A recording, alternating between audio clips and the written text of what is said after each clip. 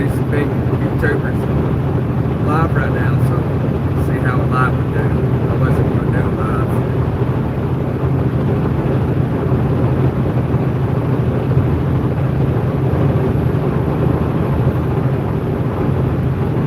Hey, Mike.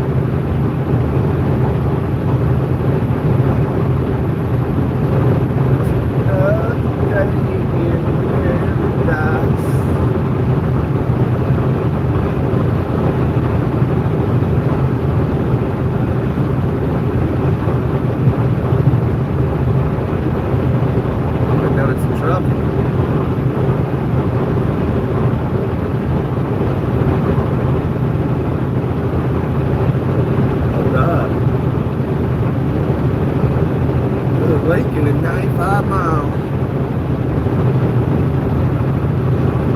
How's everybody spending their Saturday?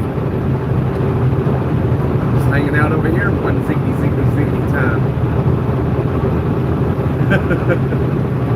Gets me every time. Make myself laugh.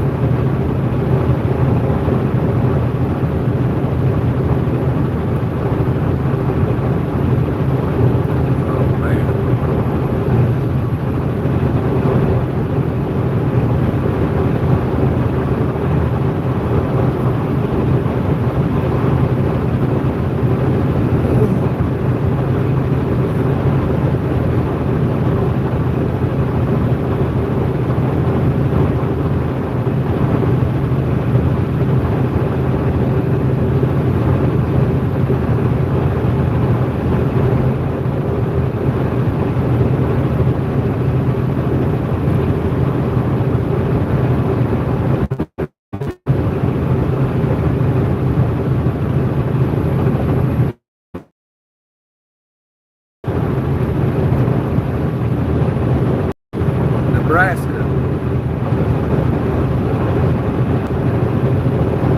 What state are you in?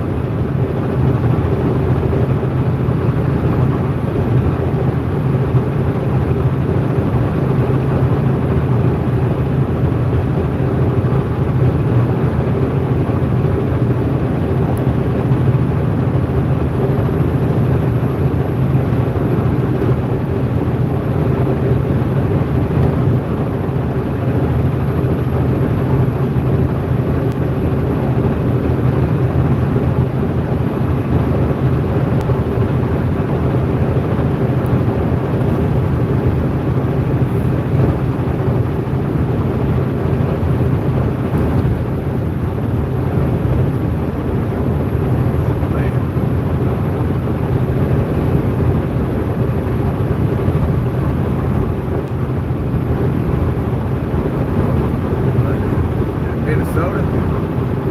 Sunny day and no wind. That's good. Bet y'all are ready for summertime.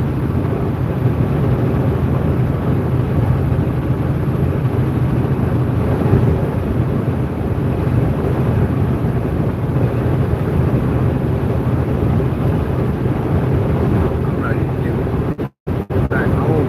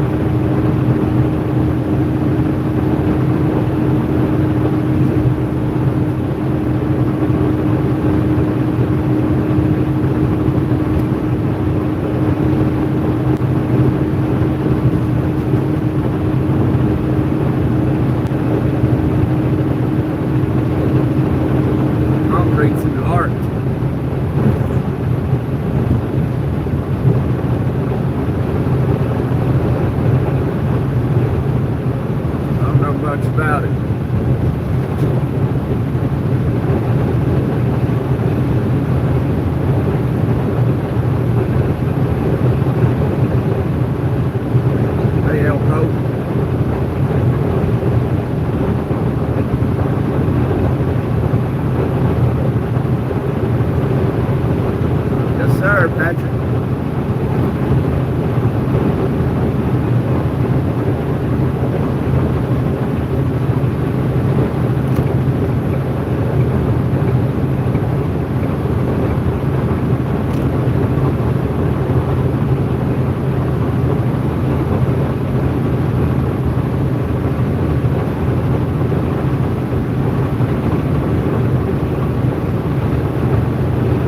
Hey, Ethan.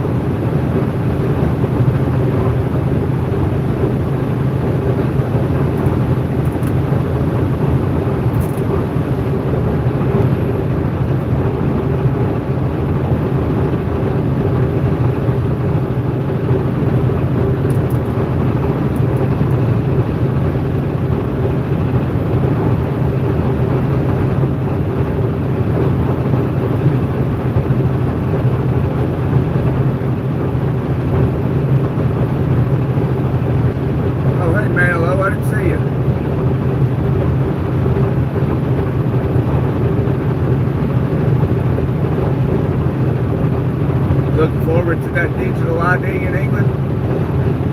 Stuff like that to be coming to us here soon. Digital currency, world ID. Genius Act. They're already working on it. Social scores. Did you jaywalk today?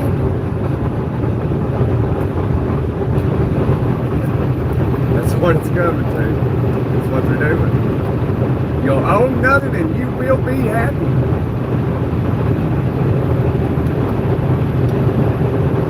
Ain't nobody gonna do a thing about it, but talk about it, complain, and do nothing, like always. Just the way it is. The days of standing up and doing something about it are long gone.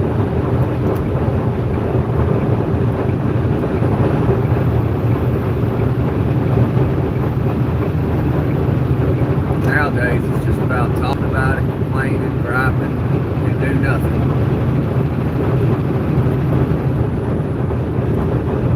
So, therefore, you'll have a social credit score, you'll have a digital currency, you'll have a digital ID, you'll be enslaved and imprisoned, be in control.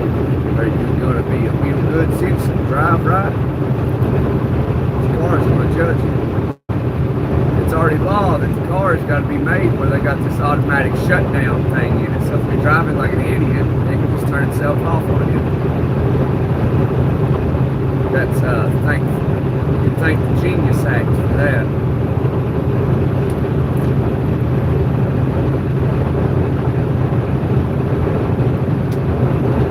Instead of having a state ID, you're going to have a world ID because ain't nothing like your eyes. It's eyes on the skin. Nobody got the same identical eye. Nobody. Just like they say the fingerprints when your eyes on the skin. So that way they can determine whether you're a human and you're not AI. So there's already companies that do this like Shopify, Tinder, and 18 million people's already opted in to do it.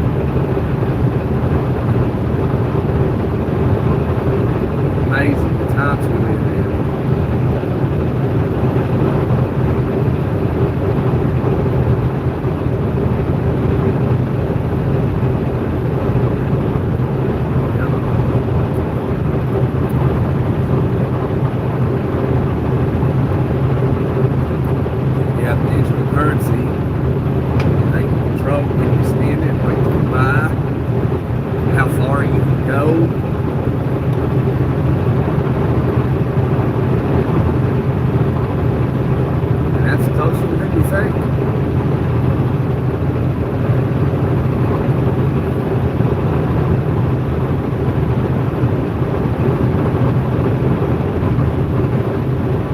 I'm in Nebraska.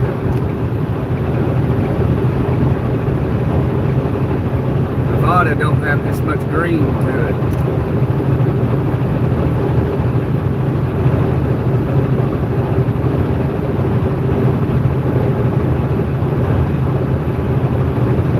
Been a truck driver longer than I wanted to be.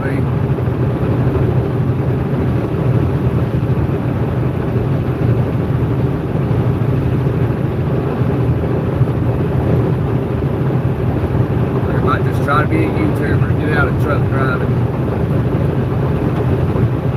Once and for all, hang it up. Let the CDL go.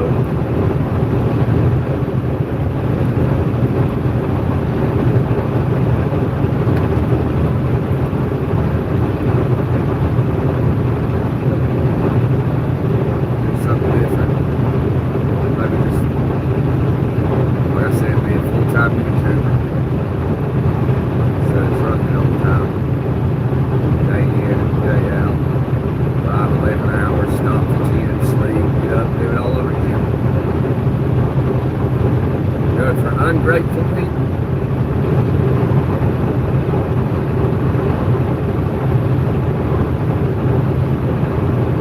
No, Nevada, no. I was in Wyoming last night.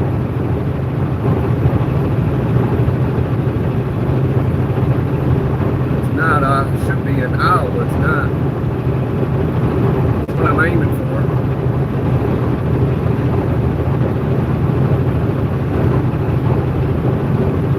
And tomorrow I'll be probably in Indiana or Michigan. And then deliver this load Monday morning.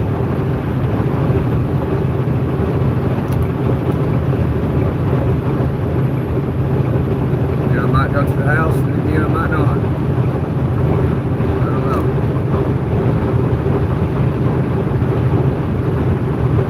I think I was in Nevada yesterday morning.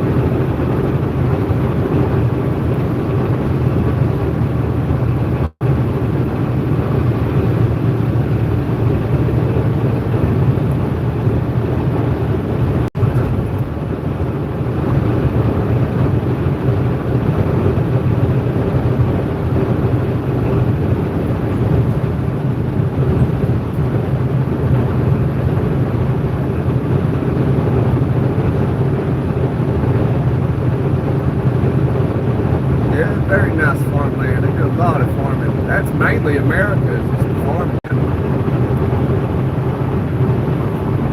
So I want to thank the farmer and truck drivers, nurses, and all the essential things that make our life easier. Farmers mainly farm for the U.S. government for trade to Canada, Mexico, and Canada.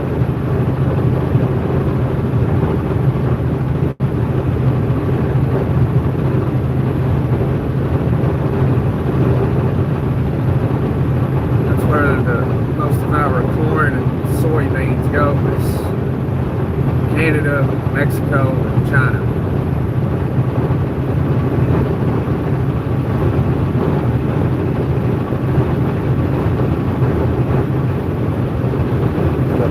We've been doing a lot of trade with China for a long time. That's why everybody's over kissing their behinds, or was over there. Even the Prime Minister of Canada went over there, went talking about the New World Order to Xi Jinping in Beijing.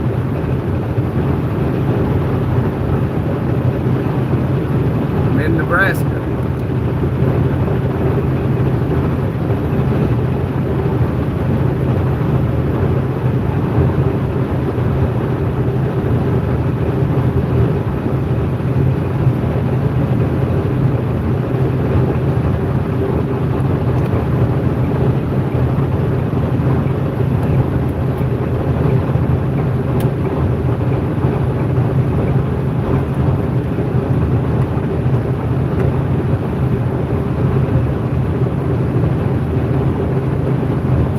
Wheat to China. Yep, they still do.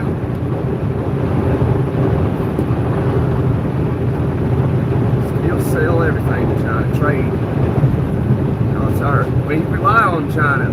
We're very heavily reliant on China, and China's very reliant on the U.S.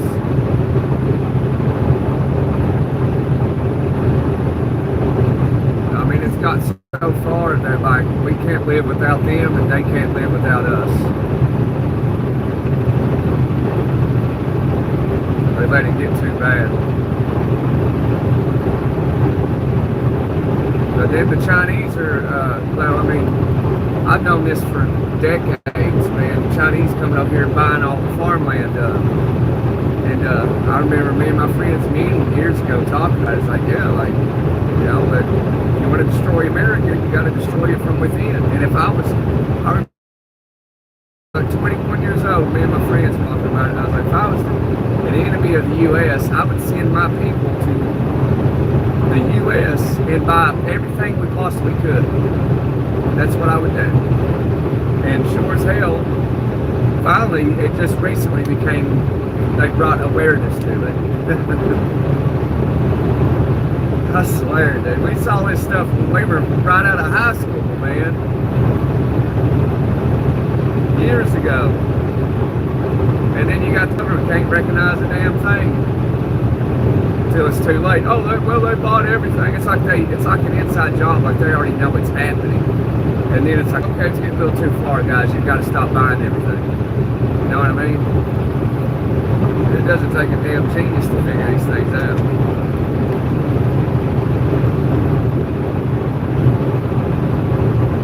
I've been there down 83 to Texas through Nebraska. Yeah, I'm not on 83 though. Headed straight for Michigan, California.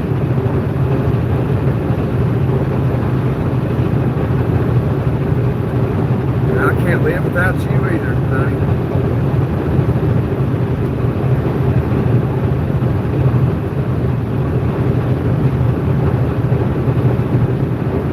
Yep, they do. They do.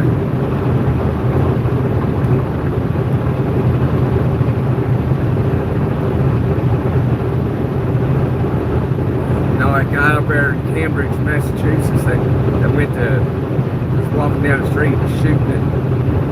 I think he ended up shooting a couple of people that were in critical condition. I don't think they passed away. But the media reported on it, you know, and praised the state trooper.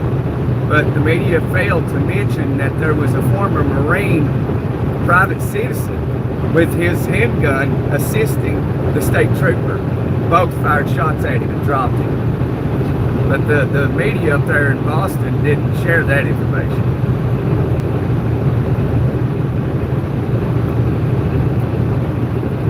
Because that would destroy everything they talk about with the, you know, guns. You don't need one. Well, that's so funny. That's the irony in that, man. That state trooper shooting at that guy along with a citizen. But the news media up there did not mention that. Because that would collapse their agenda on firearms.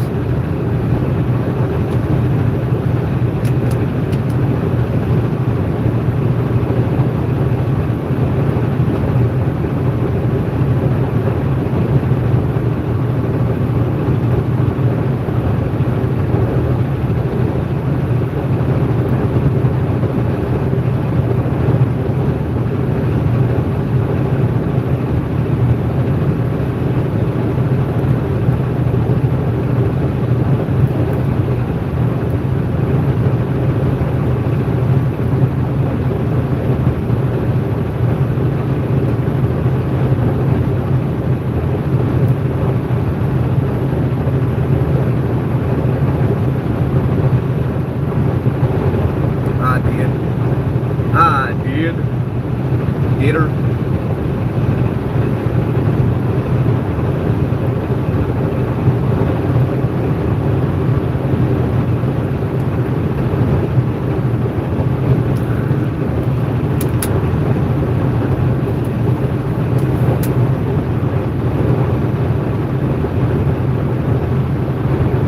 Now, the Canadians went to Xi Jinping and praised him.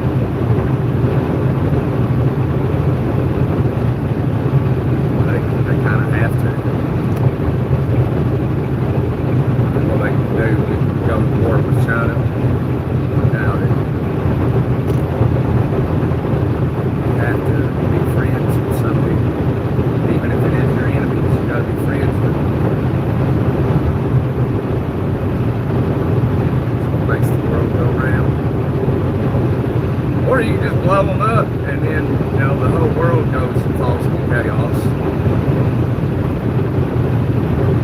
I'm headed to Michigan, California.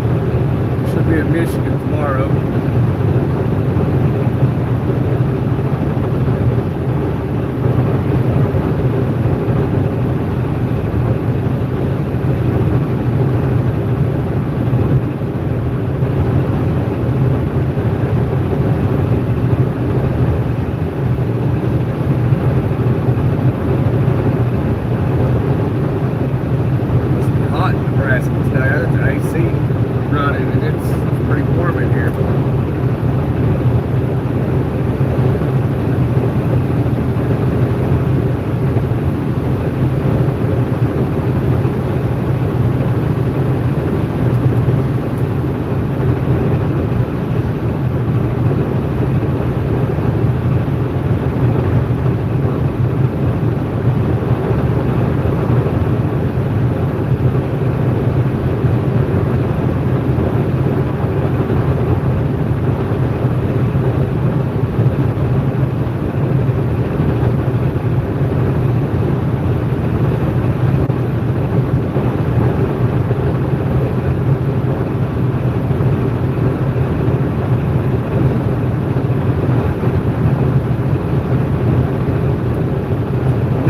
Do this run all the time. This is actually a new company I started with about 3 weeks ago.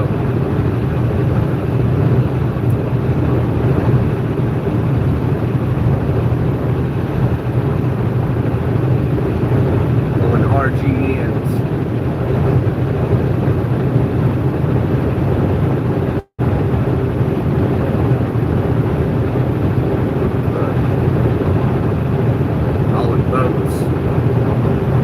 Very expensive boats.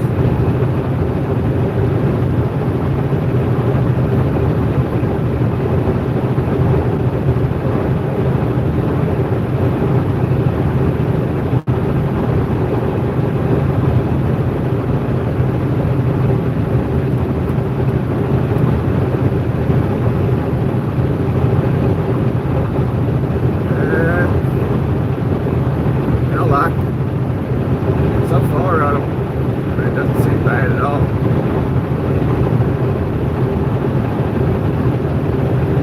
And I'm constantly rolling.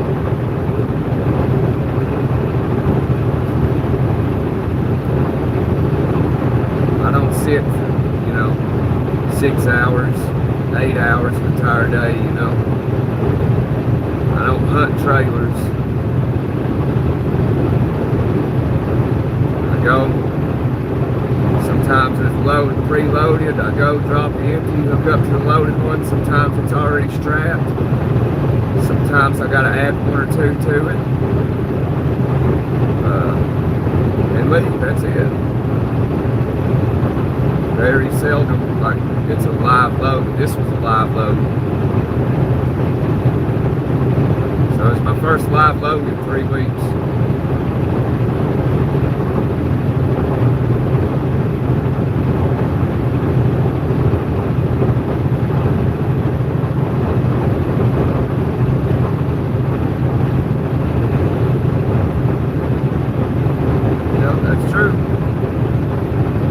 That's true. So all truck drivers have to do is just stop, get out and go to the house. And you'll feel the pain from it in the first day.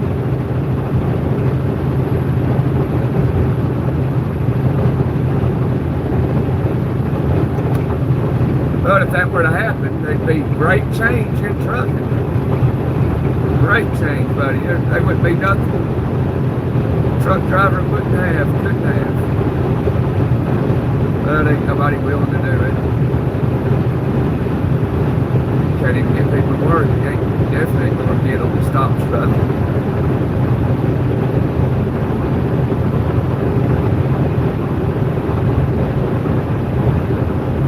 They come to the negotiation table the first hour when all trucks just stop. It don't even have to be all, it just be, more than half.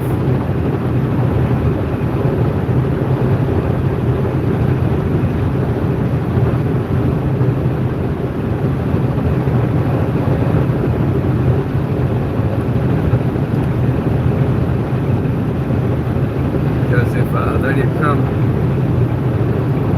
they didn't have made an agreement soon after truck stopped, there'd be anarchy.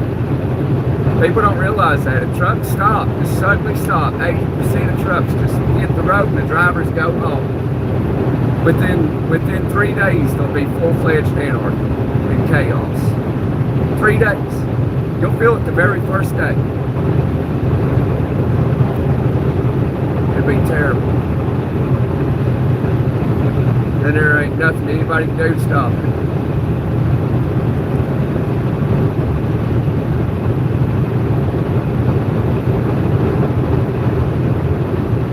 So you have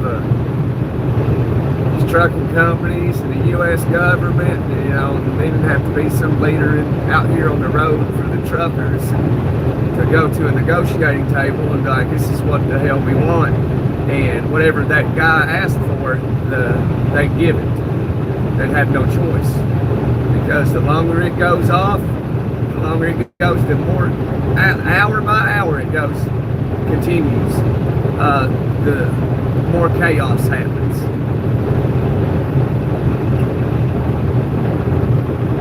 You know, your food, your stores would be wiped out. There'd be no more food coming in. Robbery would skyrocket. Crime would go out the roof, man. Never seen in history. Within 3 days, it'd be an absolute nightmare. Packages stop. Your garbage stops being picked up and hauled to the landfill. And people don't realize this, but that's all it would take. Is just for trucks to stop. Headed to Michigan, Neil.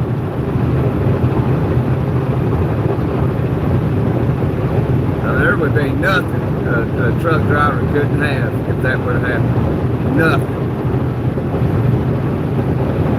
Like, I want $10,000 a week. You know, they get it, I promise. That's why they want to get rid of, that's why they want to start these autonomous trucks, because then, like, nobody can do that no more. These trucks will be operating themselves. And then it'd be almost 100% margin profit. So once those autonomous trucks move in, like a Hirschbach, they're going to have a test run coming soon. They've already alerted their drivers that they're going to have such amount of autonomous trucks that we'll put on the road, and that's going to be the test run. And they told all their drivers, you ain't got nothing to worry about. It ain't going to take your job, but it will. You know, if you got any brains, you know that's the whole plan, is to get rid of the human being. That's it. That's what Hirschbach's doing. And if it goes, it depends, everything will fall on how well that test run goes with those autonomous trucks with Hirschbach. And if it goes good, you're going to see mass layoffs in Hirschbach whenever they start this. They're getting close to doing it, that's why they let their drivers know it's coming.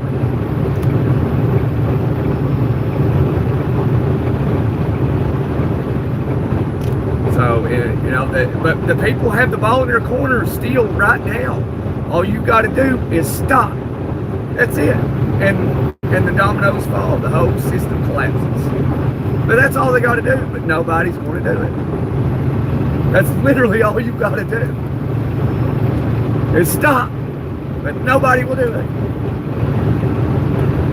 There's Hirschbach right there, going westbound. Got a human driver in it. Before long, that's going to be no more.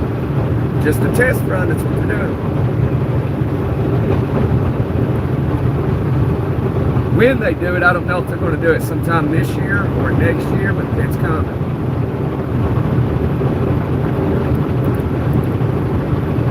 And everybody's like, we got to do something about it. Well, all you got to do is just park the truck and go to the house. That's all you got to do. But you can't, but you got to have more than half do it, though, and not get back in that truck, no matter what. If you miss your rent payment, so what? You got to sacrifice to make a change, and a good change you would get. But nobody's willing to do it. Everybody just want to talk about change, but nobody does anything. They just talk about it. This is all I've seen my entire life. Oh, I'm going to do this and do that, and do this, that, and the other. Well, stop talking about it and be about it.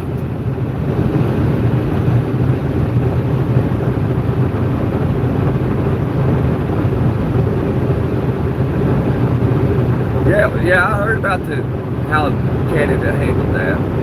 They froze everything, their money and everything.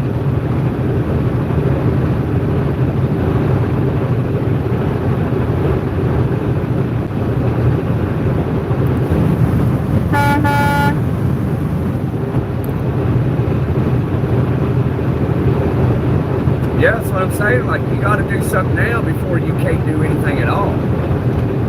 It'll get so far where then that's when people's like, we have to do something now. Well, it's too late. It's too late.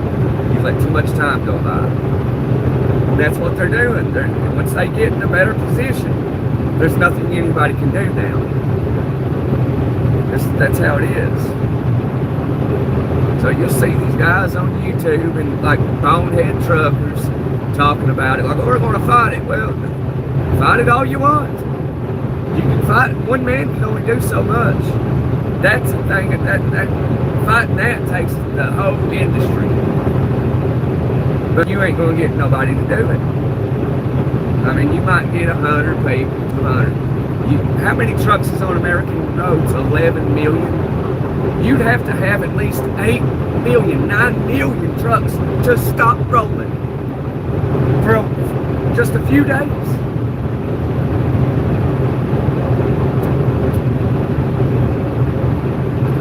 But nobody's going to do it. All they'll do is year after year bitch and complain and do nothing. When they know what they got to do. Everyone does. You just got to stop. I don't know if this is York, Nebraska. We're getting close to Lincoln.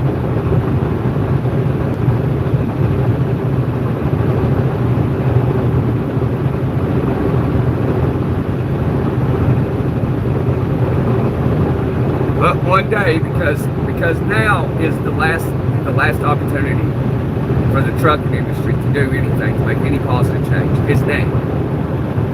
Down the road, and it's not far, it's going to be the ball's going to be in, Aurora's corner, autonomous trucks corner, and it's going to be too late for the drivers to do anything. It's over now. You can do it. You can do something now, but when it gets that far gone, it's over. You're finished. Ain't nothing you can do. So when you have more autonomous trucks on the road than you have human beings driving, it's too late. It's over. We're regulated by the federal government. The Department of Transportation, the FMCSA, Homeland Security.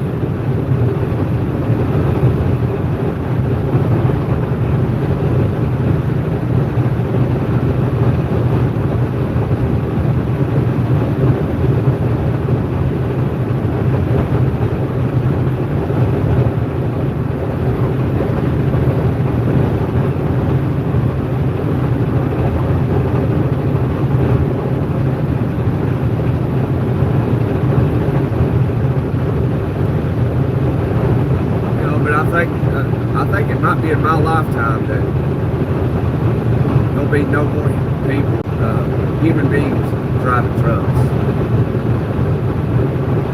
I mean, by the day, if I live to be 80, you might have a handful of people still being in the trucks, but eventually there'll be no more. It's like cars, they'll do the same thing with cars.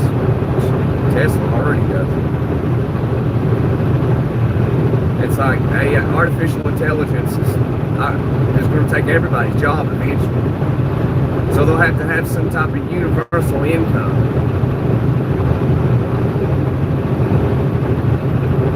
That's when they'll have this digital currencies and social credit scores. Anytime you hear the government say, oh, we'll never do that, they always lie. It don't matter if it's Democrats or Republicans, they're all liars.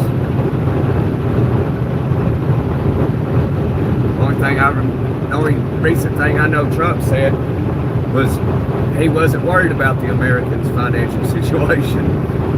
That was just the other day. To rich people, they're not concerned about, average Americans out here struggling, grocery bills still going higher each week. But like I said, people just complain about it though. That's all they do. That's all they've been doing since like what, the 60s, when everybody finally stopped fighting for the cause and they just started bitching and complaining and do nothing. Go to their buddy's house. Oh yeah, Trump or Biden done this, Obama done that. Well, what are you gonna do about it? Nothing. I'm gonna do absolutely nothing but complain about it.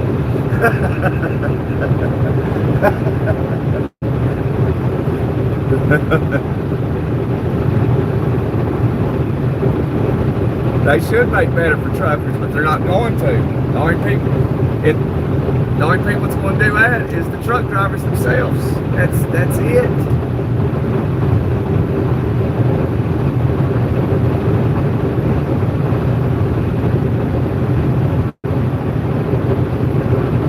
Because you might have these companies that's doing this autonomous truck stuff like Hirschbach. They could have somebody scrolling YouTube. They got billions of dollars, and that person's job just scroll YouTube, find truckers and what they're talking about.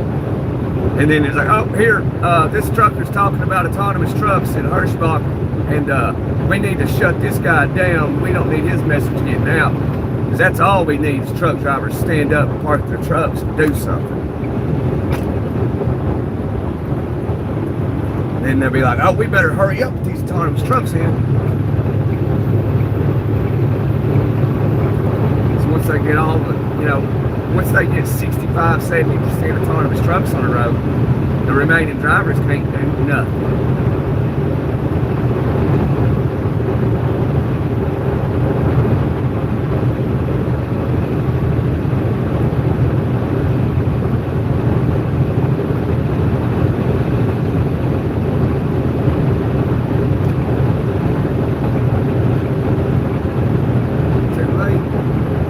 Waited too long to do something. That's one of those situations where, they say it's never too late. Well, a situation like what's happening in trucking, it will be a point where it will be too late.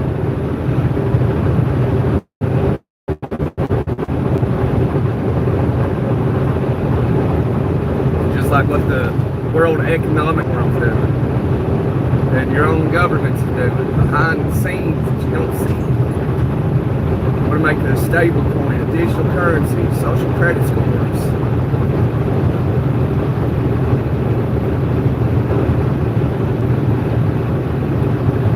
You'll be judged on what you do, how well you behave. So basically you'll be imprisoned and enslaved simultaneously.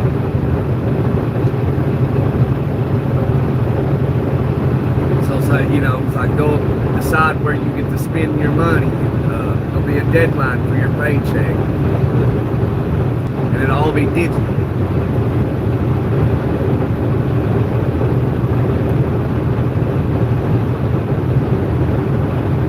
Canada, they have a private truck association. It's hard to reach millions of truck drivers and get them on board. A lot of them go, they're especially because the average age for an American truck driver is like 55 years old. That's the average age. So all the truck drivers, the majority of them are 55 and older. I'm one of the very, the handful of people that are in their prime out here trucking. And then, the older generation, no offense to the older generation, it's my main fan base is baby boomers. But they're stuck in their old ways, And they're coming to the end of their days, and they don't have to worry about these things. But I do.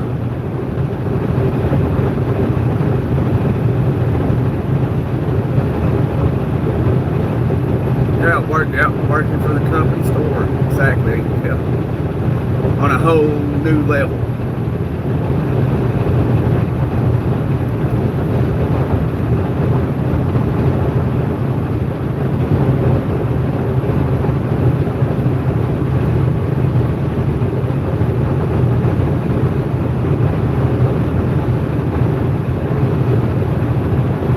sold my soul to the company store. St. Peter, don't you call me, 'cause I can't go. I owe my soul to the company store.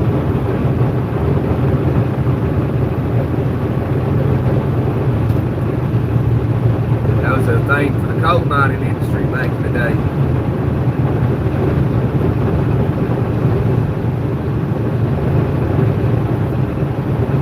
Yep, it's one farmland. That's the majority of all the states is farmland. Corn, cotton, tobacco, soybeans, strawberries.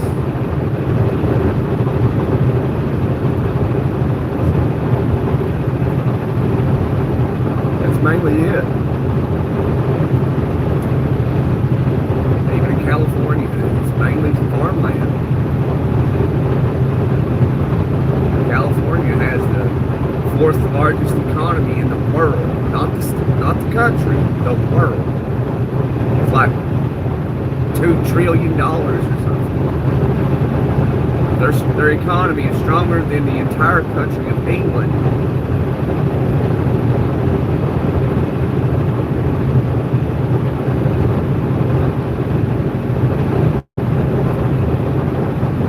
I'm in Nebraska.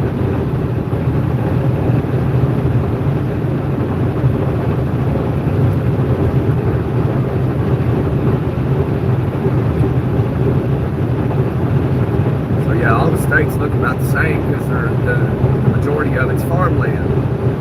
The only time it changes, which ain't much of a difference, is in the cities. When you go outside of the cities, it's rural and it's just farmland. All they do is farm in every state besides Nevada and Arizona, New Mexico.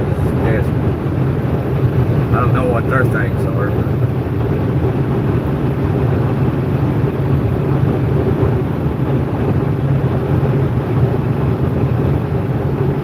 Yep, I-80.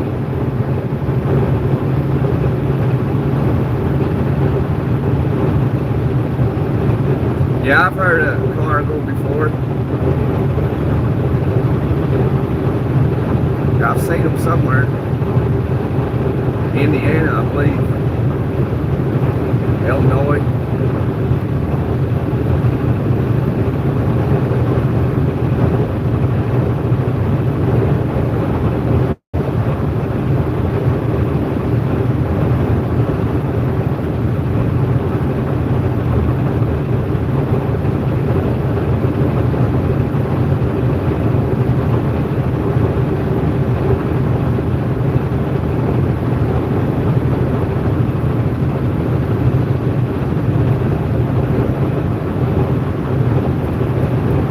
Yep, I've been on it since Sacramento, California. I've been on this road ever since.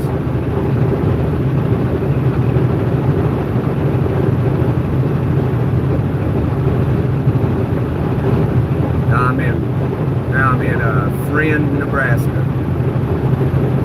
Where do you live at? I live in Friend, Nebraska.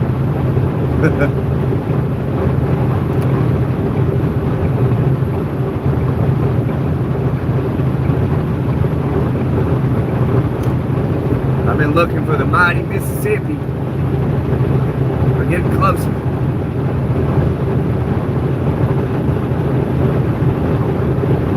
I'm going to Michigan.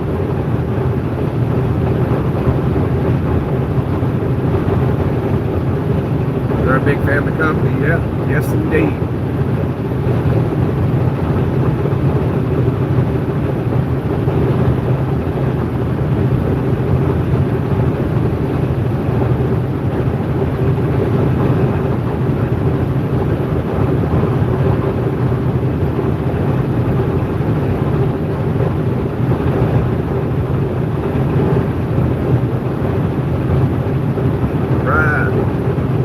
About to come into Lincoln.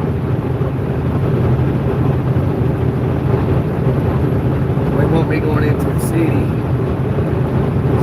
The road runs north of it. I spent some time in Lincoln years ago. It's a nice place.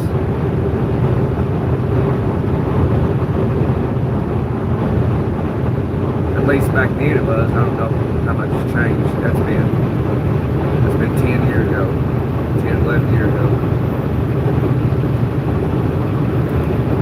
Keep on keeping on.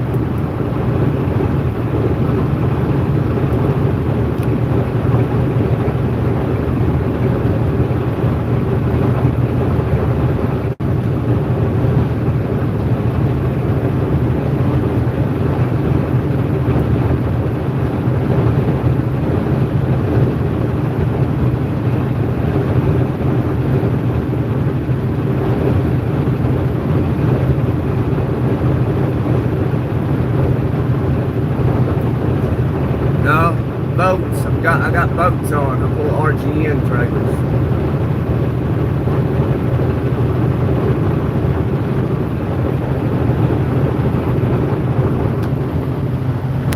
Hey.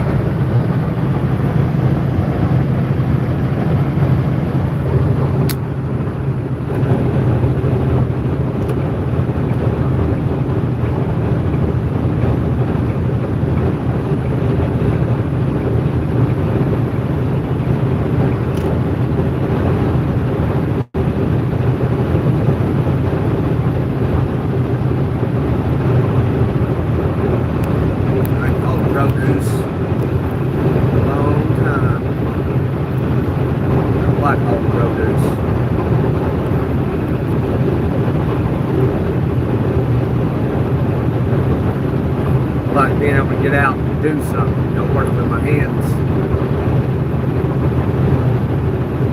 I'm not a lazy truck driver, I don't have an automatic.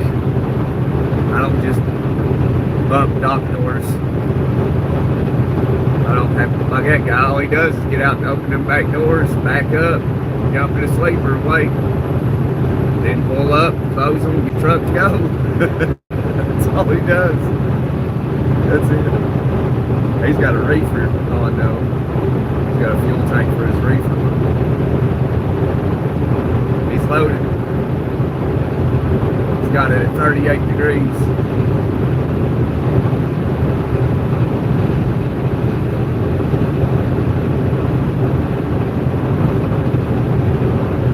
My favorite place to be in the world, and then to pick a worldly place. I don't belong in this world, but I like to be with my family, my kids, wife, at the house. It's probably my favorite place to be. I think about it all the time, every day, all day.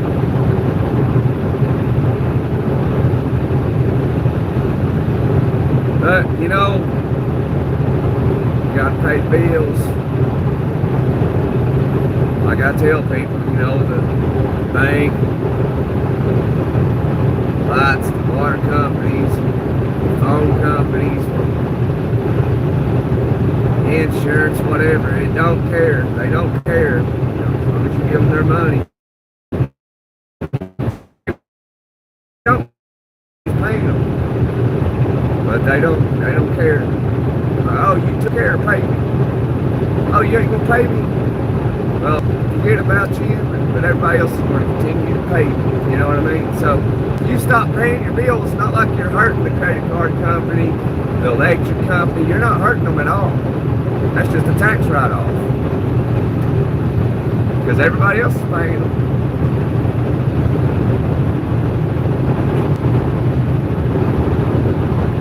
But if you do that, I guess you could be considered a POS. Like, oh, you're not putting food on the table for your kids, what kind of man are you? You know what I mean? You ain't buying clothes for them, what kind of man are you?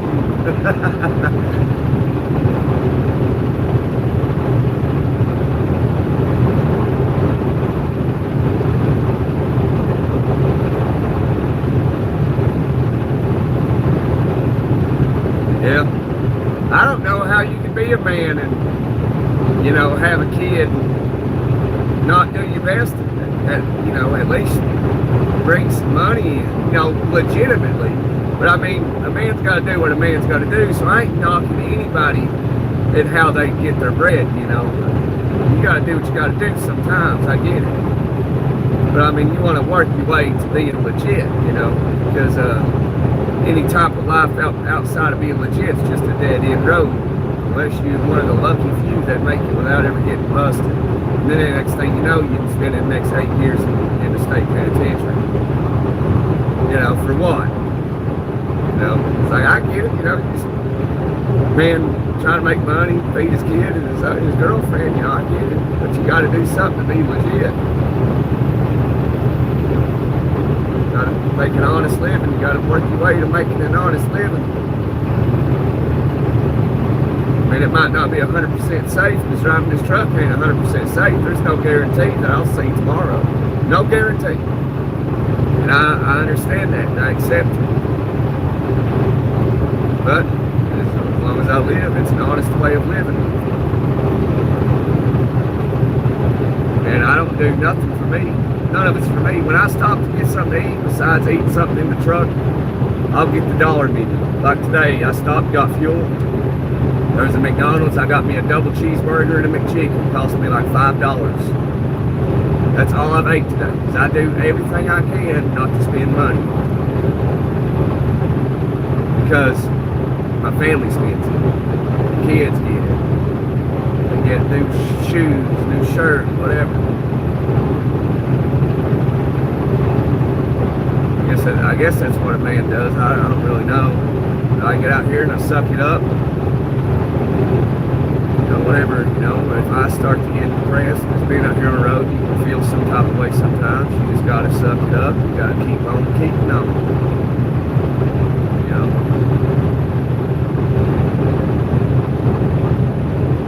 Be in your feelings and take a moment for a minute. That's all you get. And you got to get up. Keep on keeping on now, you hear? Can't tell nobody about it either. You gotta keep going and keep your damn mouth shut. That's what men do. You're retired, lucky you, man. I'm glad you got to retire and you didn't have to work till the day you left this world. There's a lot of people do that though.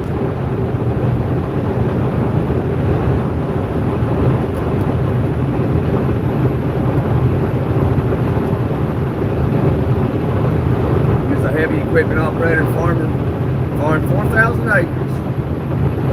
That'd be a nice job. That'd be something I like to do.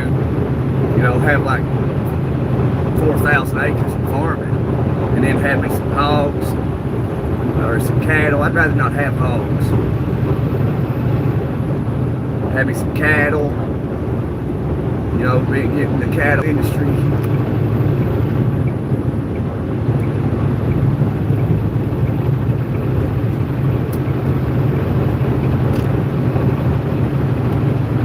But, you know, to own 4,000 acres probably cost a man $50 million today.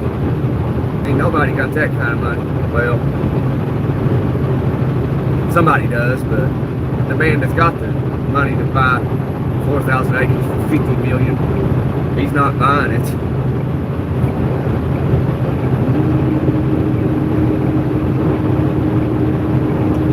But he wants you to go mine and gold. Gotta go out west for all that. There's some gold out east, but you ain't gonna find it like you will out west. If you know what you're looking for, you can find it. Little nuggets here and there. Gotta go out west.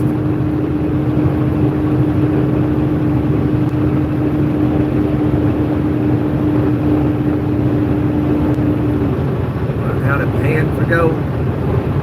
I've thought about doing it, but I ain't got the free time. I don't have the financial resources to like, oh, I'm gonna go out west for 2 weeks and pan for gold. You know what I mean? I gotta work constantly. You know, it costs a man $300,000 to raise a kid these days in time. From a newborn to 18, $300,000 per kid. So I got 2, so it's going to cost me roughly about $600,000. That kind of money, I'll never be able to retire if I'm spending that. That's just the average. So if you're probably spending less than that, you're probably probably some of the less than fortunate, unfortunately, you know. It's like, man, it costs $300,000 to raise a kid. No wonder Generation Z ain't having babies. And the younger millennials ain't having babies. Even, you know, my generation ain't having enough kids.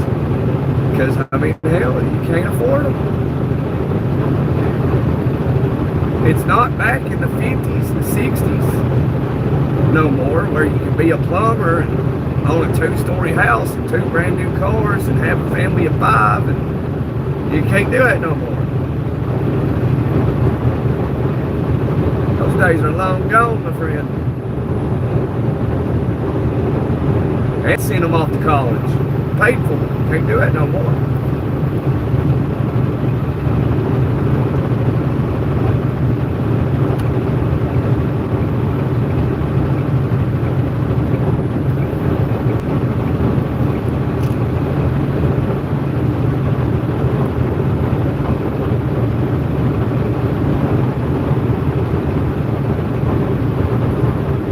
$10,000 a bull, man.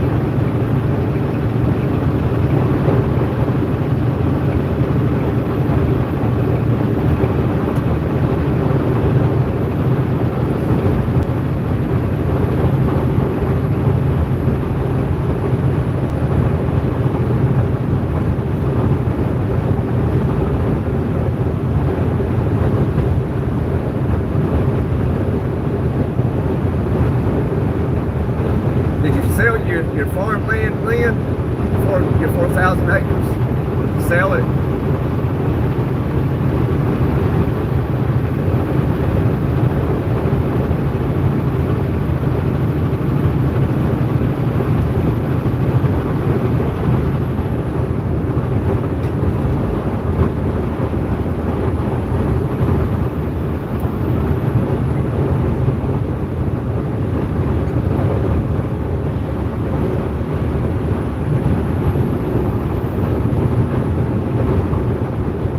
God blessed you, my friend. That's a good life, raising cattle, farming. That's like my dream job. Have a whole bunch of land, farm, and dealing in cattle.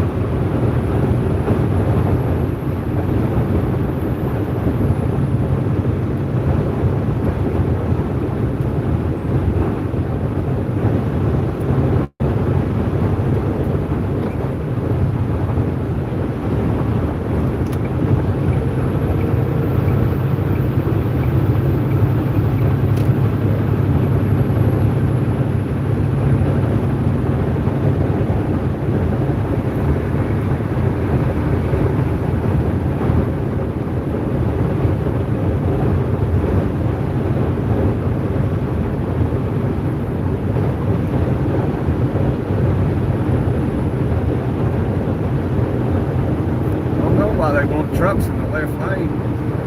Trucks left lane next 8 miles.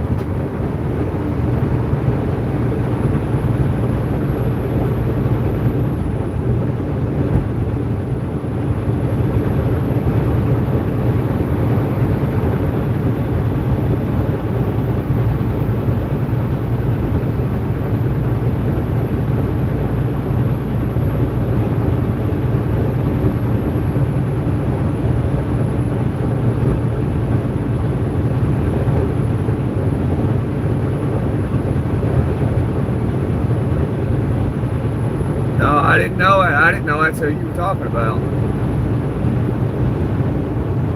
I feel like I've heard of that guy before.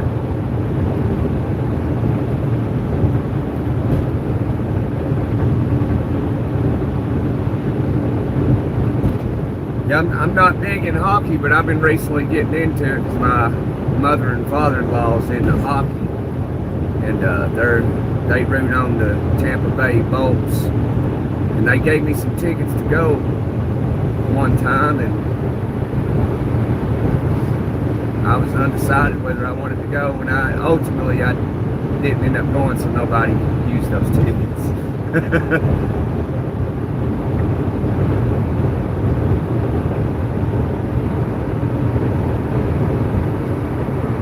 Or is it the Thunder, Tampa Bay Lightning or something? The Lightning, yeah. Tampa Bay Lightning, I think that's what it is.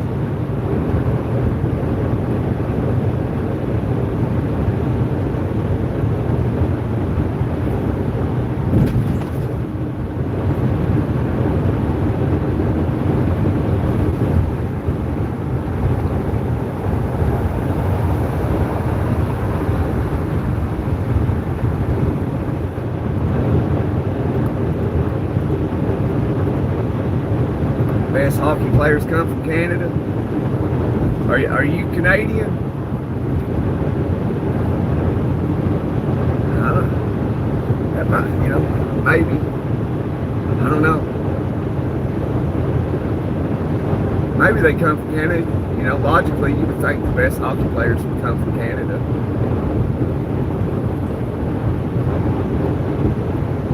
But I think the Tampa Bay Lightning won a championship a few years back. Back to back, actually. They all must be Canadian players.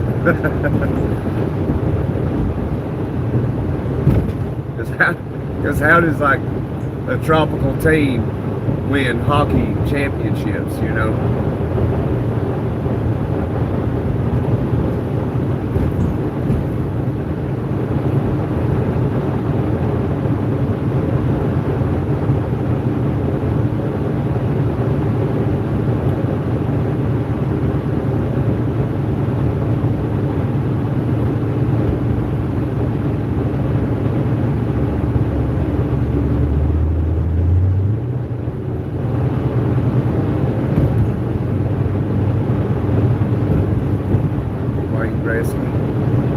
I've heard the name Wayne Gretzky before. I think I've heard Bobby Orr before.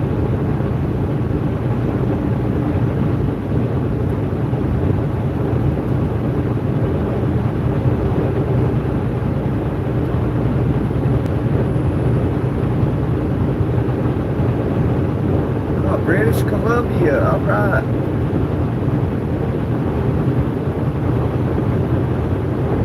Okay, so you are Canadian, okay. I like Canadians. The people, anyway. I don't know about the government. I don't know much about the government. The Canadian government, anyway. I do see a lot of comments online sometimes that Canadians hate their government. I don't know why, because I don't know anything about the Canadian government.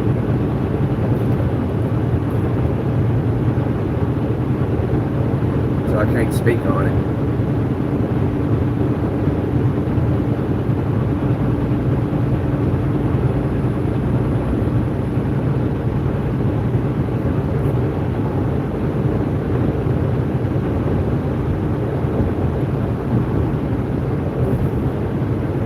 Yeah, I've always wanted to go up there in British Columbia and see Calgary and all that. I ain't never done it though.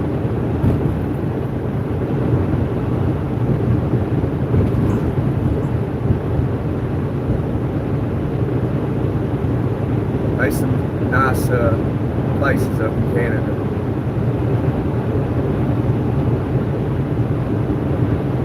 But the majority of the population lives on the border of the U.S.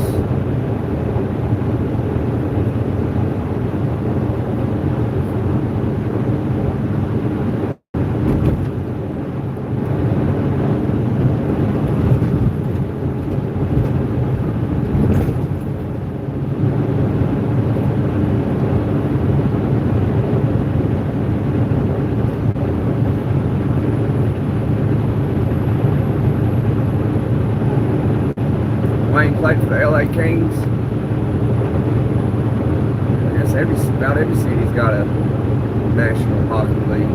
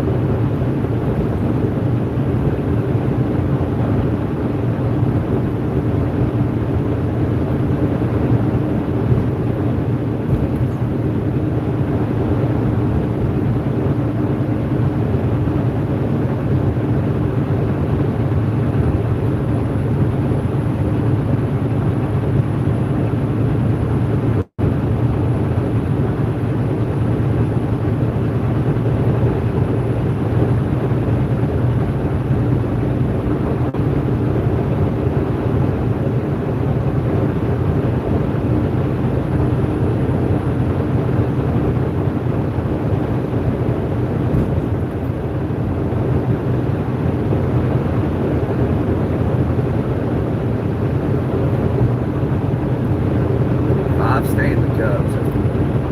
It's pretty impressive.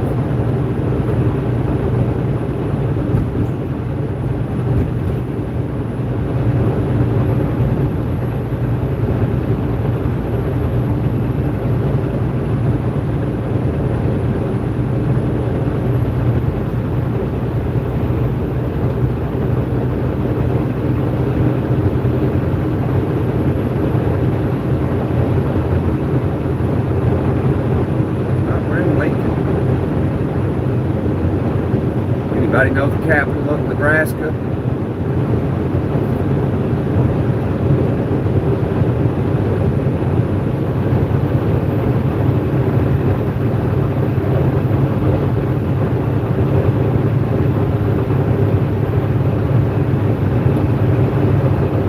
Yeah.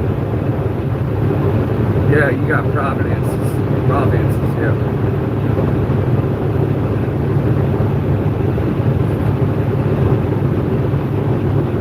We got states. I see a lot of Canadians online, you know, when I'll be looking at something, comments, and I'll see some Canadians say, yeah, I speak for all Canadians. We want to be the 51st state, Trump. I'm like, man, is it that bad up in Canada right now?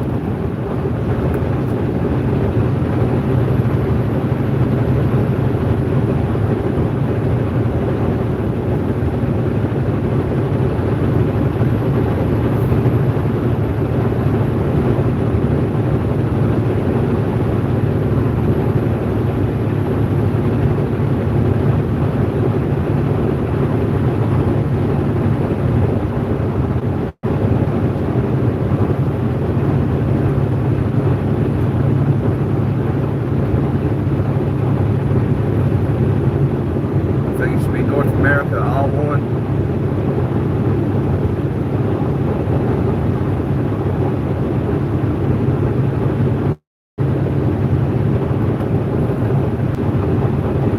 I'm sure somewhere down the line it'll eventually change. I mean, as long as we don't annihilate ourselves.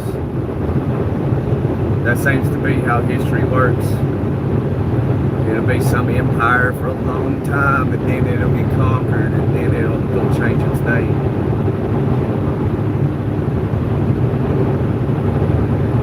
Which, you know, I'd say America and Canada won't be conquered, at least not in my lifetime, probably not even my kids' lifetime, or their kids' lifetime.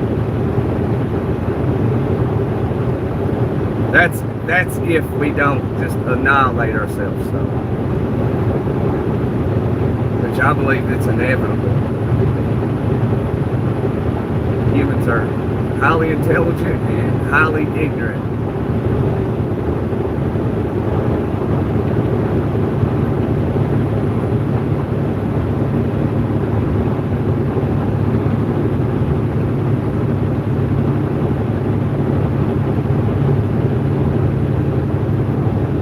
Guys that fought for land paid in blood.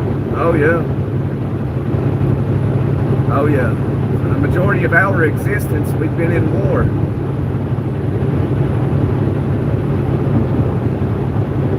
Like in America, peacetime don't last long.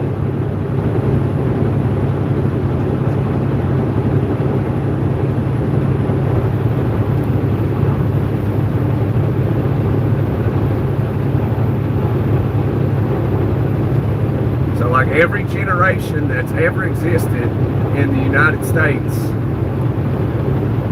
has all fought in a war. Every one of them. Even my generation fought in a war. The generation before me fought in a war. The generation before them fought in a war. It's amazing. So, I mean, there's no country in the world that has the fighting experience like the Americans. We'll be cordial. We'll be cordial. Just come poking the bear, we'll come mess you up and then go back to the house. It's wild.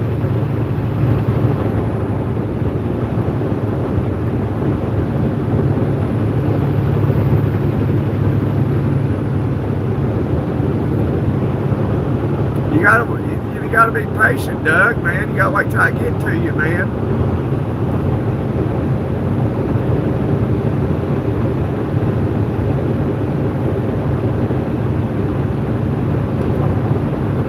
Been on the phone since the last time you said hi to me?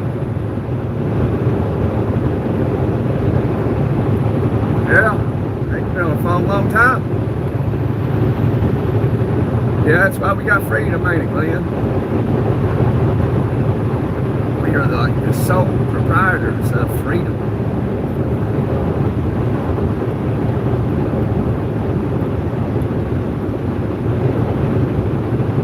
Dude.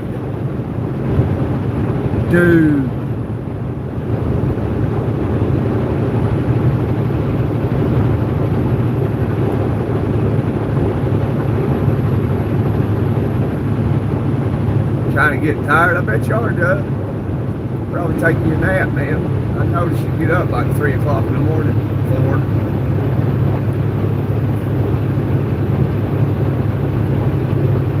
Still got boats, man. Still got some boats. Got 3 of them back there taking them to Michigan from California.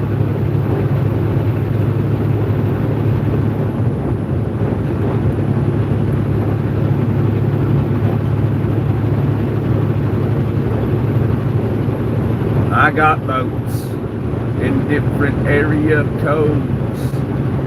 Boats. No, you don't feel like 4 hours of sleep? Yeah, buddy.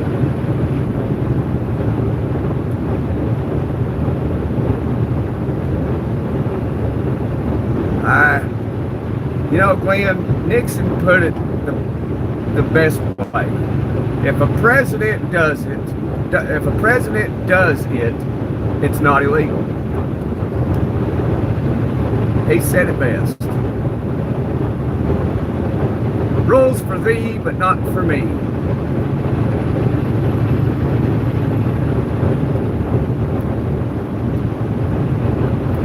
Every president commits crimes, every politician commits crimes, they just get to, they rarely ever face the consequences.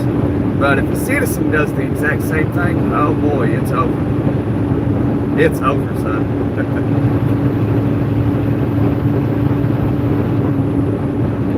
You know, like Obama giving the Iranians pallets of cash, US dollars,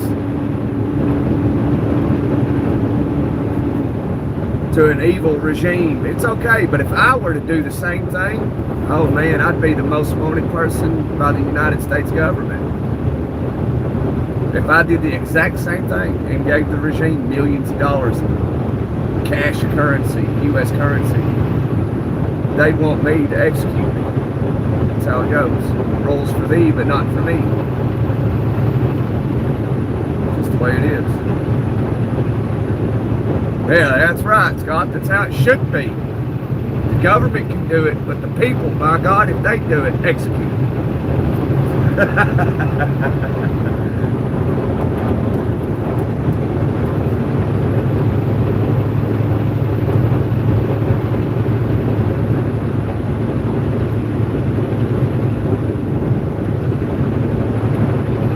I better be careful what I say. There might be a Tomahawk missile just fall right on this truck.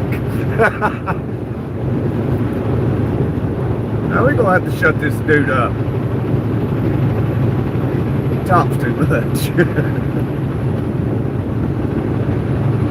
You talk about truck drivers, stop driving trucks. They get what they want. Yep, just put a Tomahawk missile right through the center of that cab.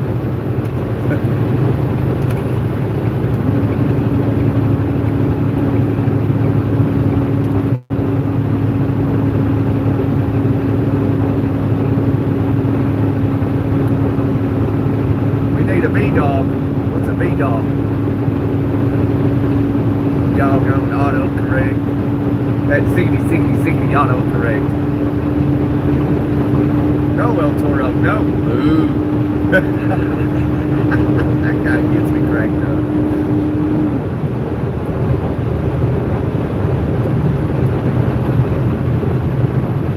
We need a big dog.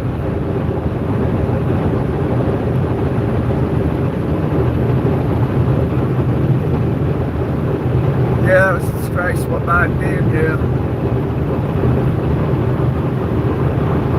Yeah, like the U.S. government's trying to save money, you know. Oh, it would have costed a fortune getting all that stuff back to the States. Yeah, like you don't spend trillions of dollars anyway. Now you got Afghanis and Iraqis over there with M16s and M203 grenade launchers, flying Apache helicopters. Haji's over there learning how to fly Apaches and F-22 Raptors. It's amazing. You see them making videos all the time online. Like, my God, there's Haji flying an F-22 Raptor.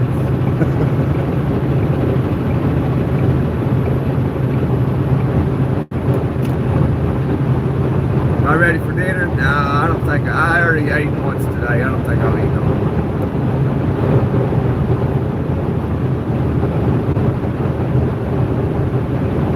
Hey, there's Chris. Send me a chili. Chris, you the man. Yeah, Scott. So you can send me a chili, Scott. Appreciate you, Chris. I can always count on you, my friend.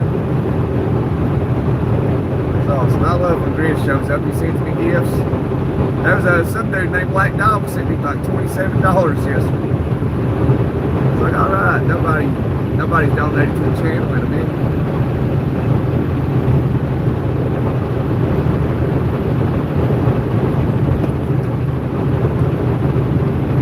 It's going, Chris. It's going. We just get through Lincoln, Nebraska. We're maintaining. Still headstrong.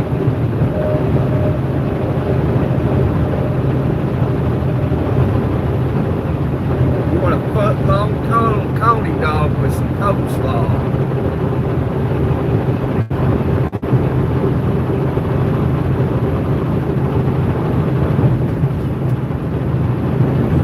I don't want nothing to eat right now. I actually just want to get to Iowa is what I want to do. That's all I want right now is to get to Iowa. We're getting there. We got to go through Omaha. Hopefully, the time is Saturday. It's probably...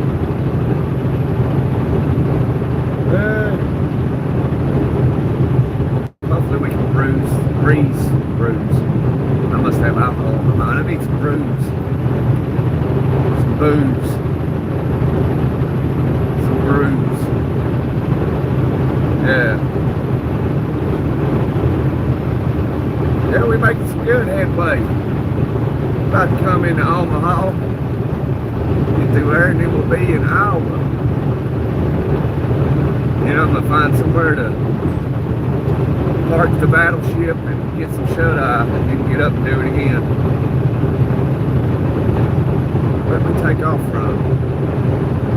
Somewhere out Wyoming.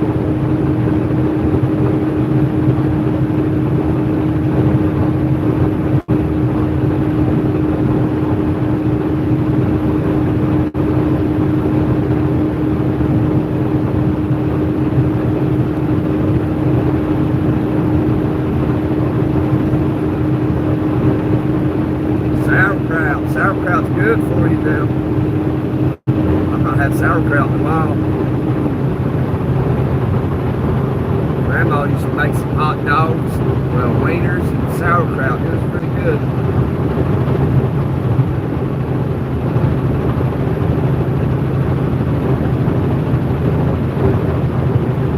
Yes, sir, buddy. We'll be safe.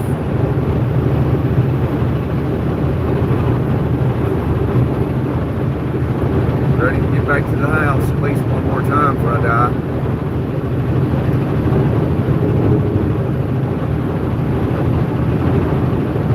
Sent me some sparkles. Appreciate it, Chris. You're the only guy that ever sends me anything, man. Somebody else sent something sometimes. Laughing Disco. Remember who it is. So much going on in life, they keep up with everything.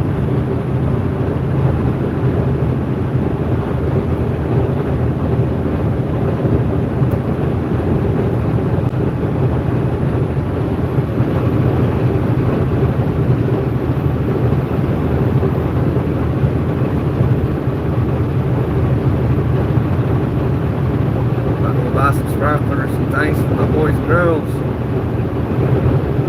If I got the money, maybe come July. Yeah, fried bologna.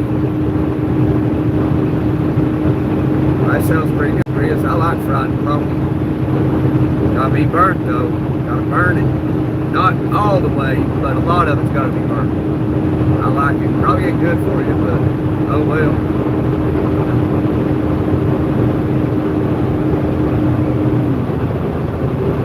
Make a video show y'all how I make my fried bologna. I burned the far out of it.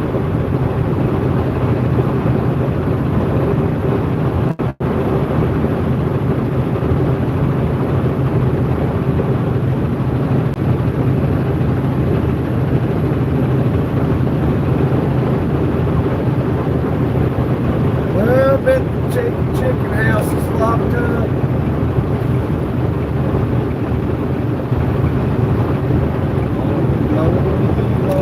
Highway west of Omaha.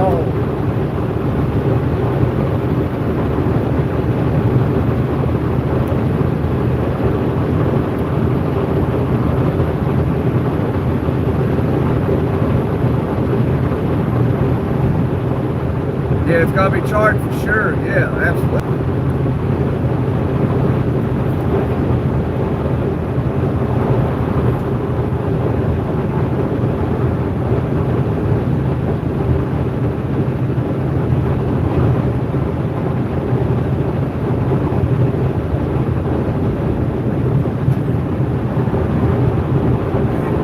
For 2,500 miles, making hay for 1,000 heads of cow.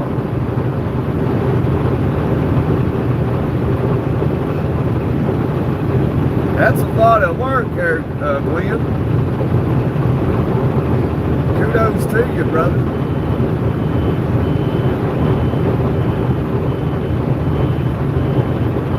$5 for each cow for winter.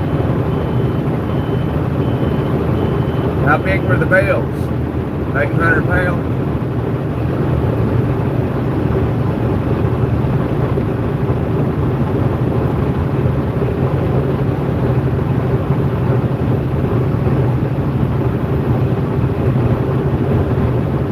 Tomorrow's Sunday, I believe.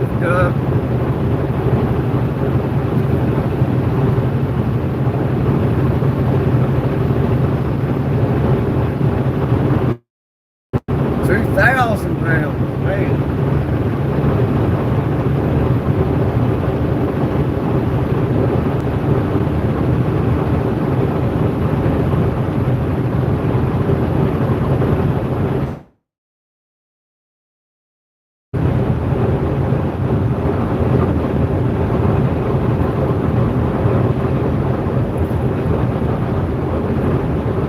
That's a lot of hay for cow to eat. I would hope that would last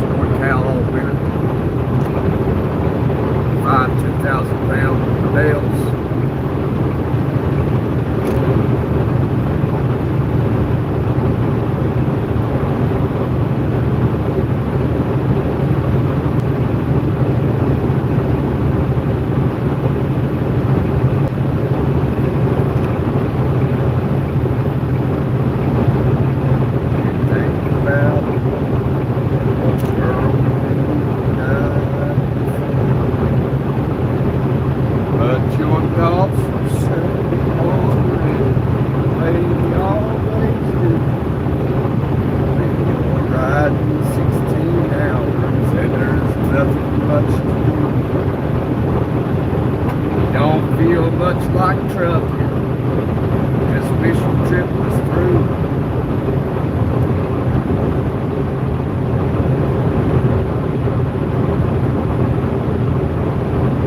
No, Doug, I moved. I moved to Florida, left them all behind.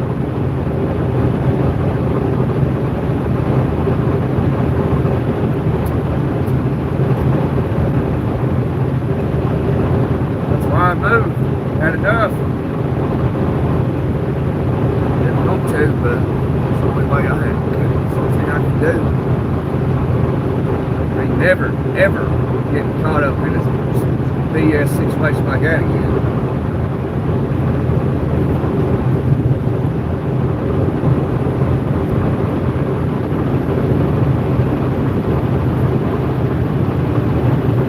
That's why they call them hay burners, all right.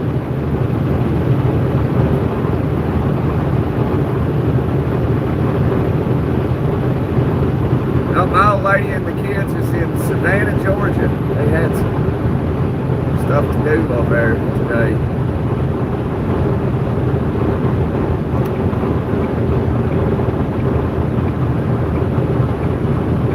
Staying in a hotel.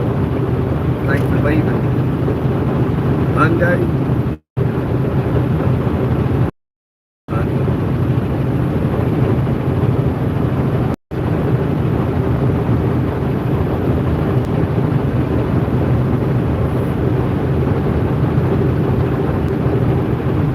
Kind of does, don't it? Coming up, looks like coming into Savannah, doesn't it?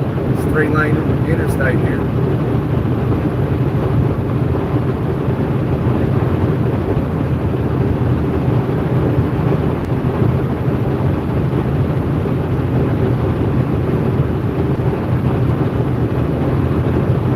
Yeah, looks like we're coming in from the south into Savannah. But now we're coming into Omaha.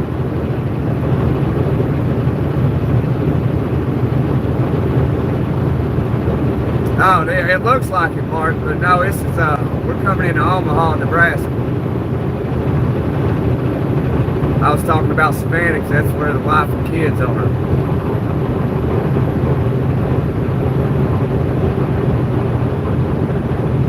I didn't have an apartment, Doug. I had a house.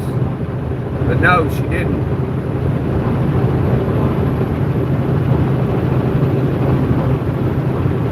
As far as I'm aware, Doug, I don't know anybody in Savannah.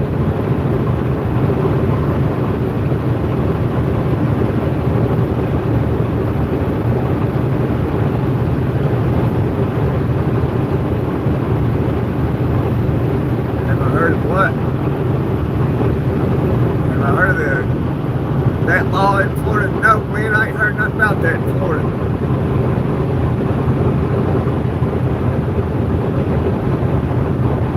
We're on 80 East, about to come into Omaha. We just came out of Lincoln.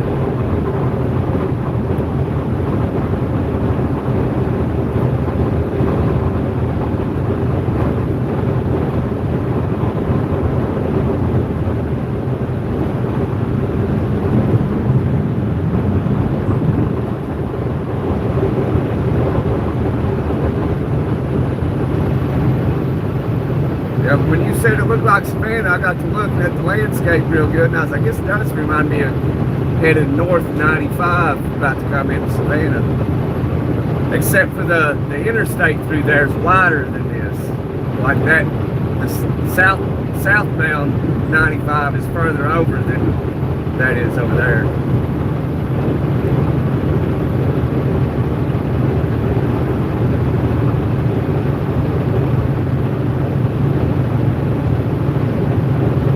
All right, Mark, take care, buddy.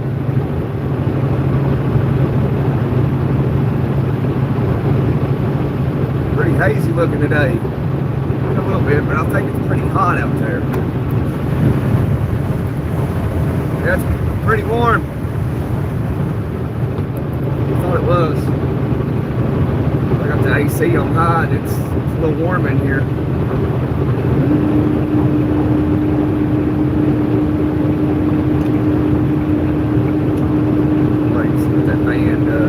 Over, but I'm gonna be right on that man's behind.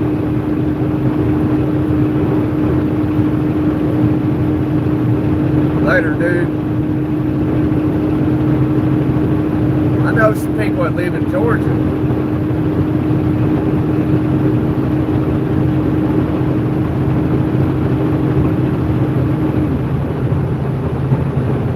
I don't know anybody that lives in Savannah.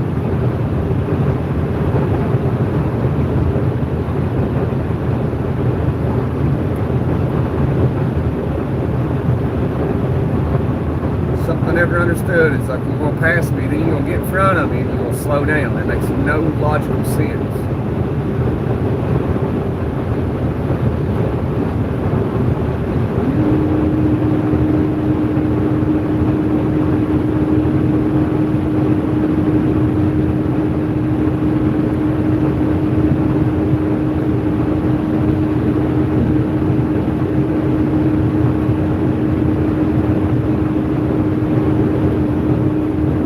No sense. Why did you pass me? You're going to come in front of me and slow down. Like you're trying to P.O.P. and you failed. It just make me try to understand your logic.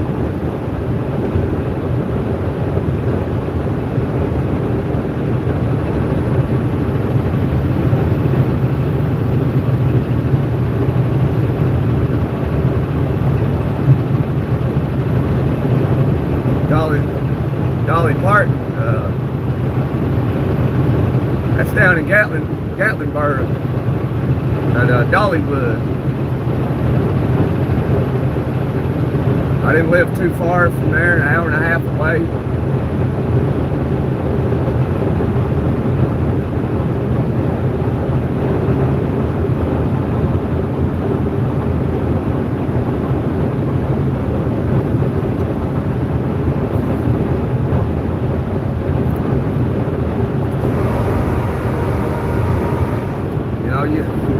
There's some video, I think there's at least one video of me and Dollywood riding a roller coaster when we went.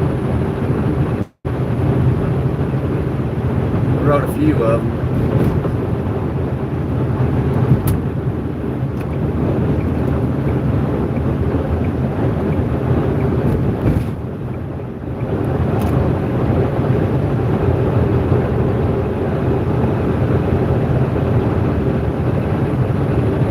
In North Texas today.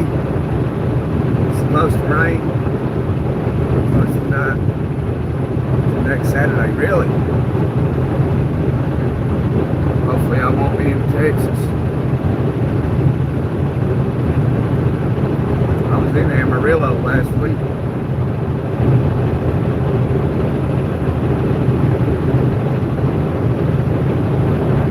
Last Friday, actually. Not yesterday, last Friday. All week.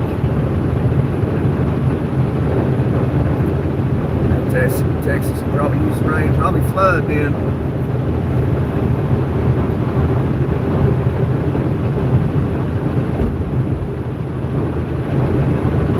How far do you live from here? How far do I live from where you're at in Indiana? A good ways, probably about 16 hours.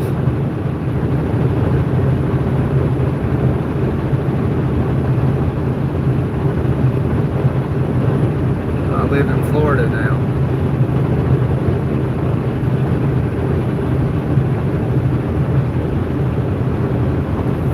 Yeah, I took my kids to Dollywood. I took my kids a lot of places. They've been to a lot of places, more than I ever was at their age.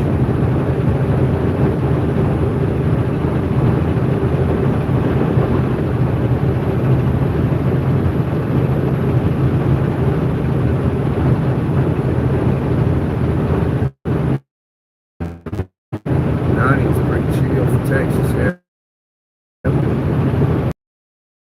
100, 125 late May, yeah. I spend a lot of time in Texas in the summertime. It's hot. I spend a summertime down there in the wintertime too.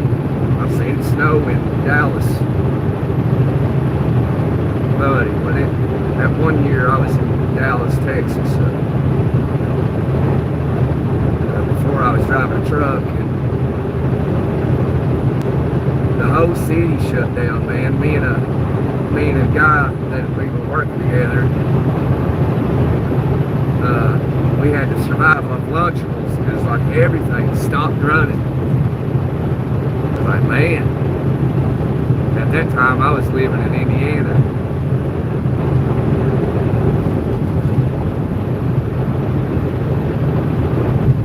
You gotta go. All right, man, we'll see you, buddy.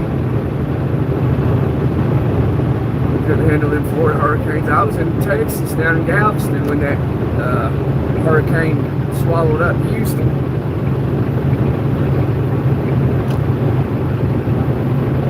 I was working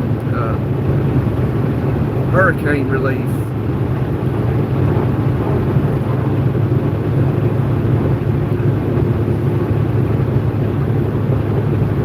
And Houston was a mess. It was flooded.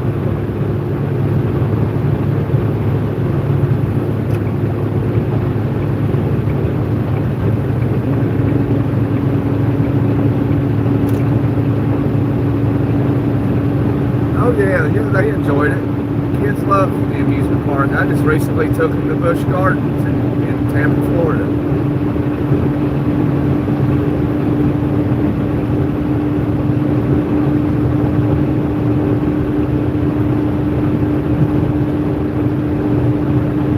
Yeah, the Ice Bowl of 21, is that when that was? Yeah, that sounds about right. There was a couple of ice bowls down there. Yeah, 21 was a different one. That's when I had come through Dallas. It was icing. I was trucking. And right when I came through Dallas, there was a massive pile up right behind me.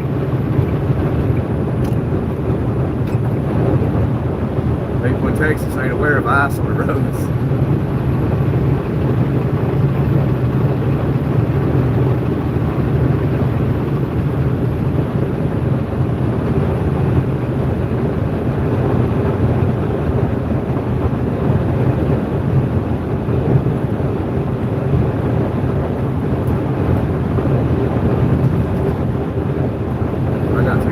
Dallas at the right time.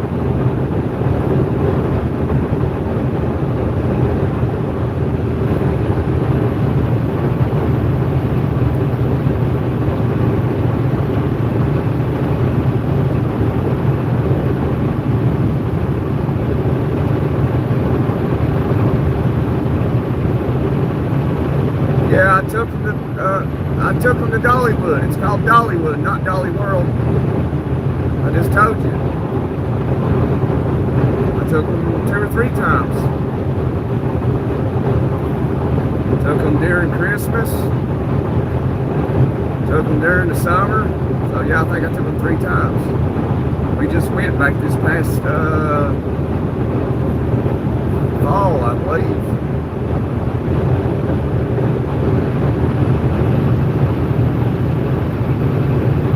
It was last year. Yeah, I think it was too, Martin.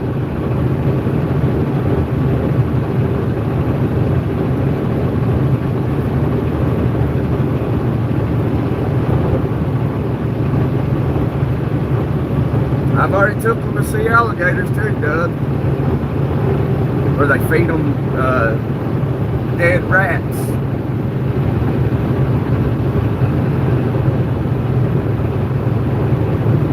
I took them to do a lot of things.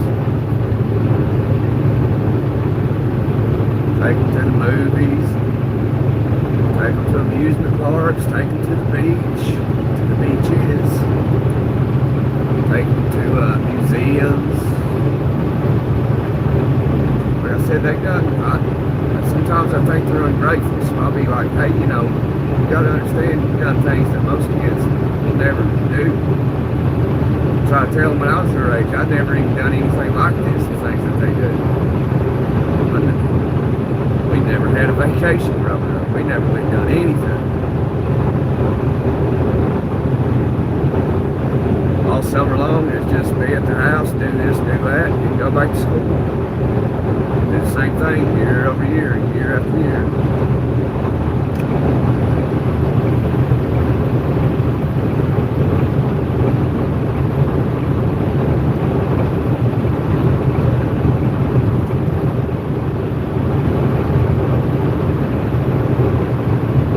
You've died, you know.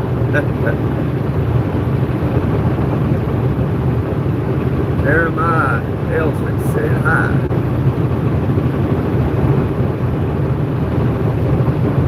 I know some Ellswicks, Jeremiah.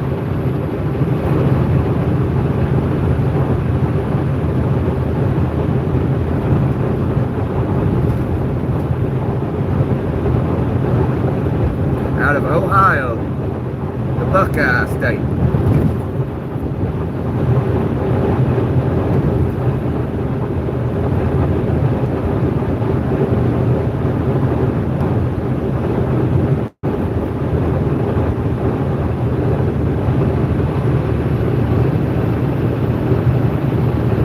Hey, Stuart.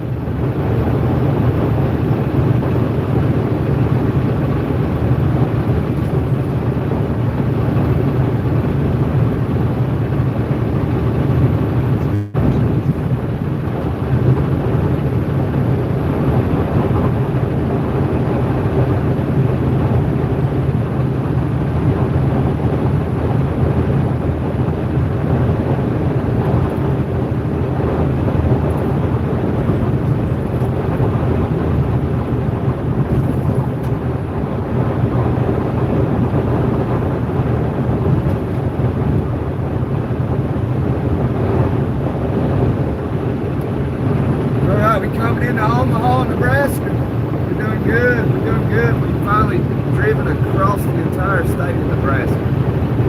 It took all day. America's a big, vast country.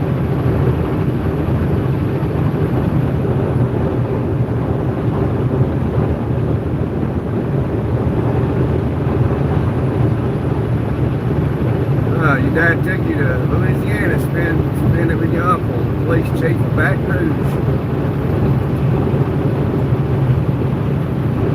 That's a different world down there in Louisiana. I hate going into Baton Rouge, though, man. Whoever designed the roads through there, they did not think about the future. Maybe that's all they can do. I have no idea. But man, like right now, Baton Rouge, it's a mess. It is a total mess.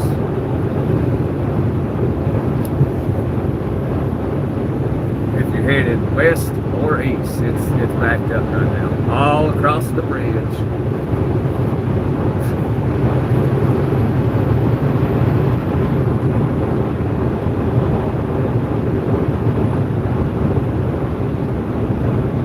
Yeah, it's a mess in a different world.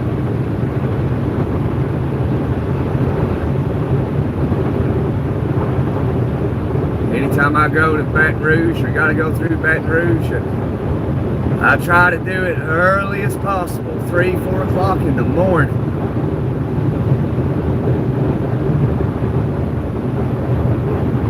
If you do it that way, you'll breeze right on through. If it's anything past 5, 6 a.m. all day long, it's a mess.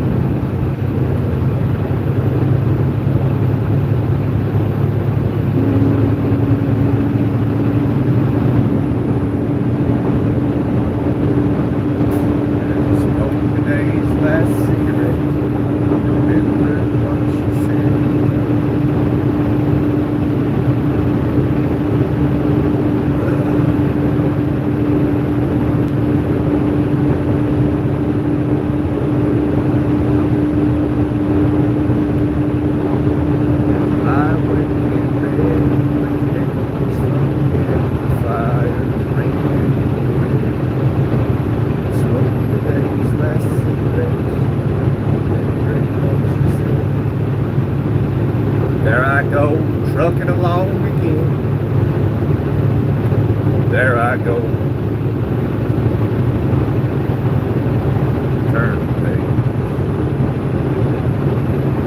Turn the page in truck and it's just the same as it was the day before. Just trying to hold her between the lines. Drove up to the limit sign, flipped the car around, pushed you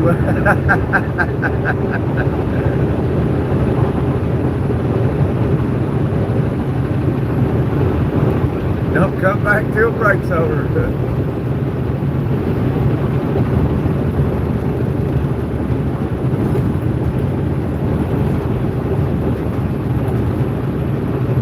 Sound like you had a cool dad, Martin.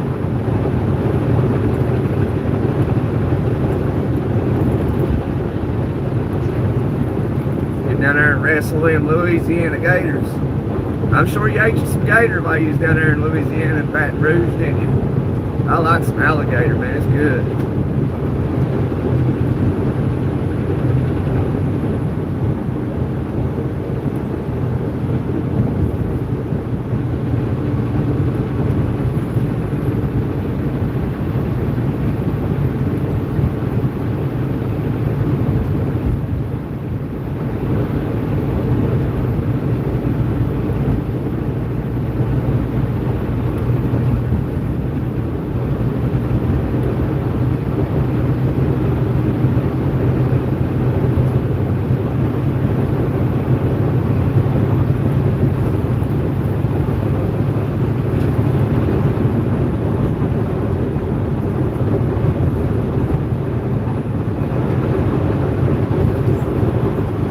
See what's happening in Omaha, Nebraska is Saturday night. Looks a little busy.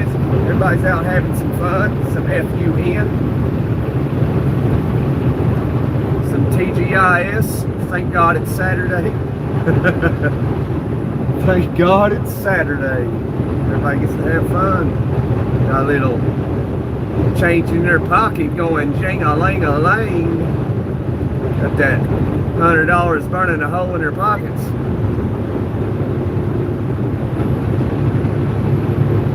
Call you on a telephone, give you a ring.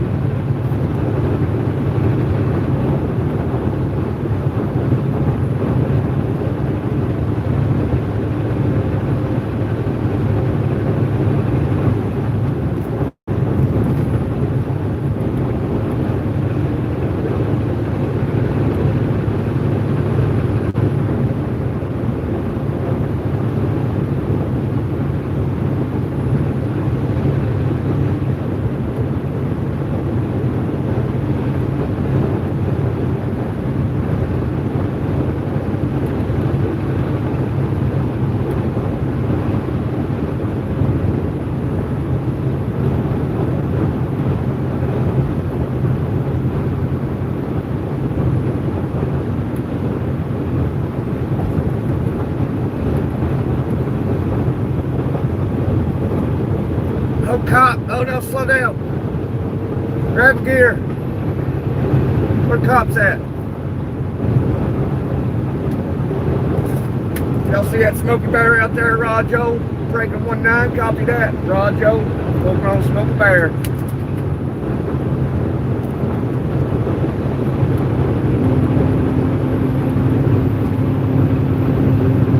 Nobody cares. There he is, there he is, there he is. He's going westbound in the Hammer Lane. Got that Smoky Bear in the Hammer Lane westbound, over in the Hammer Lane. 10-4, 10-4.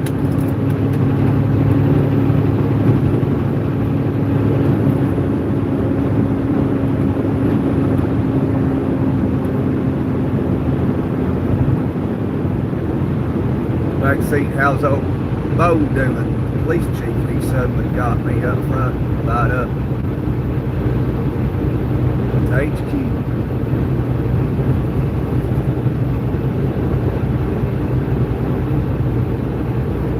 Hey Brazil, how's South America doing? Same old same. Chopping stuff with machetes, if you know what I mean. That's how they do it in South America. They take a machete to you over your phone. You ain't gonna give me your phone? Ka-chop! Now up here in America, we ain't gonna worry about that. You pull a machete, you're gonna get shot. Don't bring a knife to a gunfight, son.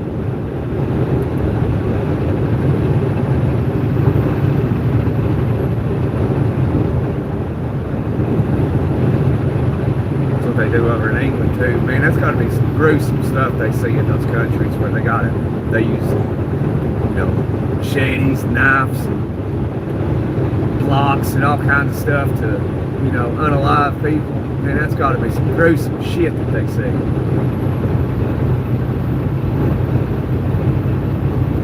Well, where's his other arm at? I don't know, Chief.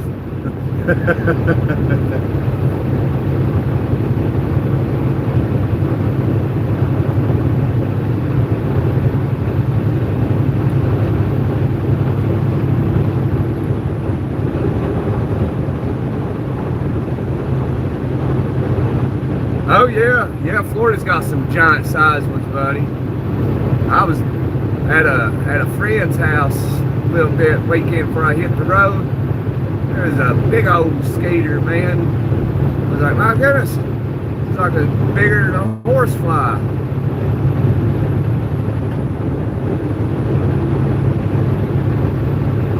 I was like, we ain't got mosquitoes this big up in Tennessee.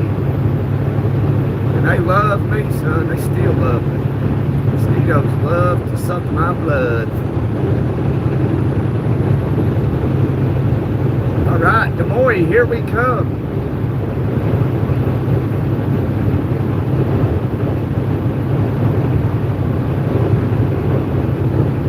Yeah.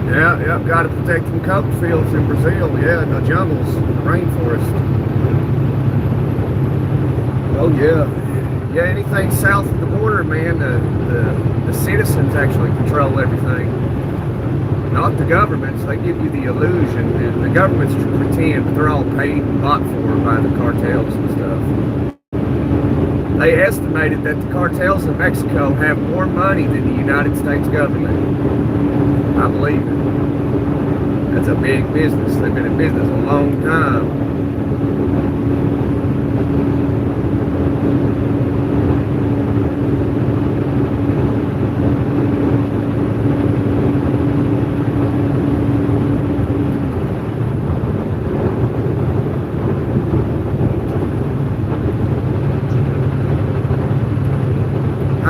Tank.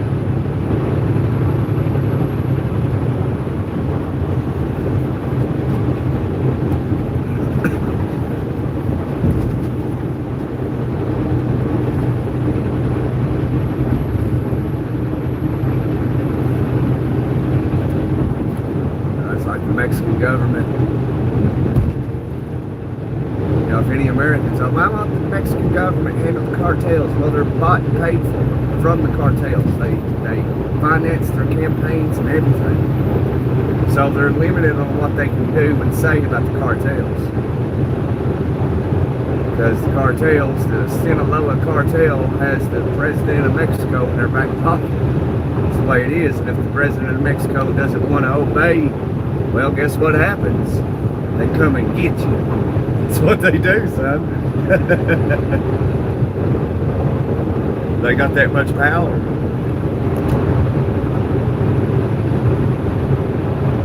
Money talks, man. Money talks. Always has, always will. That's how they're going to try and get rid of this stuff, is digital currency. You know, and the world will get on board. They'll have no choice.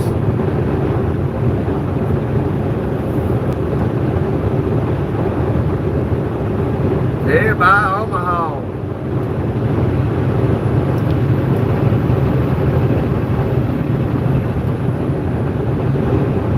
I don't think we ain't crossed the state line yet. I don't think. About to.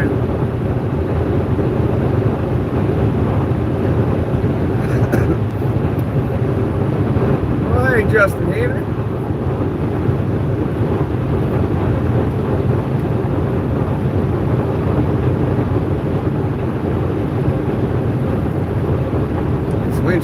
stay clean for long.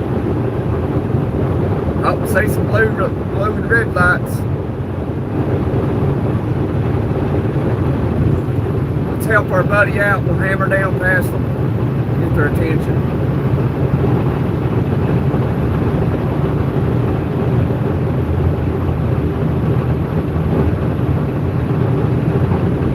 I don't think they much care.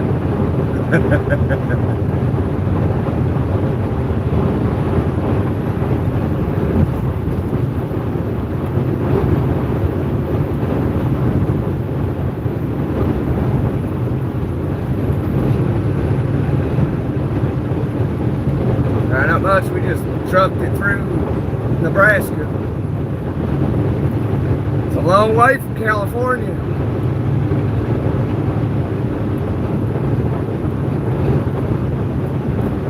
Coming out of Stockton, California, all the way to Michiganders up in Michigan.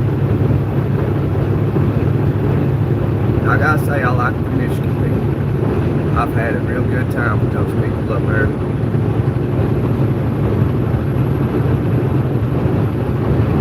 They got no complaints about people from Michigan. They like to have fun. I've had some fun.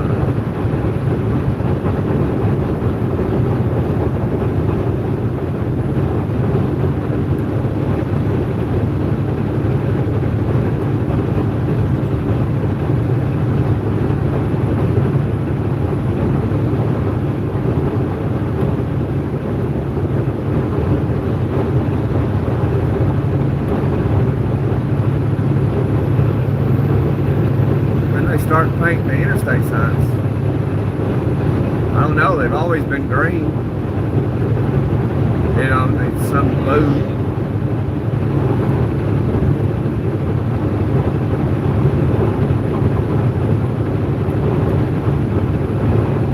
Welcome center signs, blue.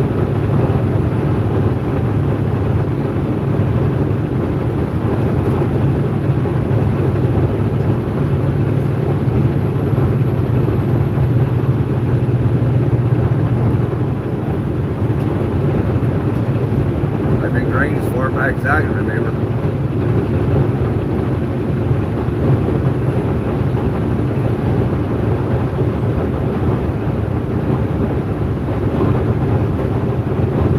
Speed limit sign's always been gray with black numbers. Sometimes you run into like a digital speed limit sign. At least that's the way it seems. It's lit up like little bulbs or something. It'll be like 70 miles an hour. Tennessee's got them on 75 going south now.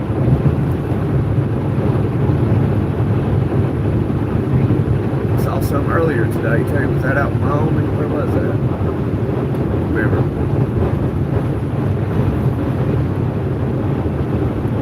They're just turning everything into digital. You know, like flop cameras, you know. Taking all your information from the camera and giving it to the police. That's what they do. That's what they do. What flop cameras do. They're all over all the cities. They can tells them everything about you, where you live, everything. Probably your blood type. Pull up all your medical history.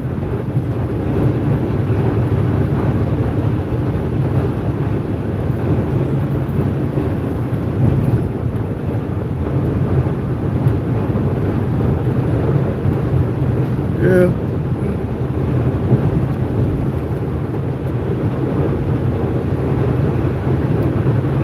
Yeah, it's 80, 85 on one interstate down there in Texas. 75 coming across, I think 10. It's 80 coming across Iowa. Not Iowa, I mean Wyoming. 80 miles an hour.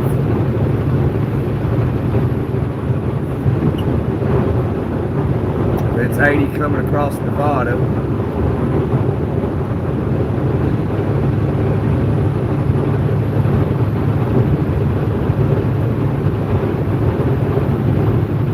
It'll be 70 in Iowa, I believe.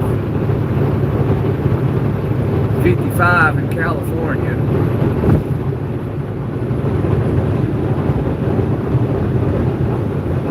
Most states 70 miles an hour. That's like the standard 70.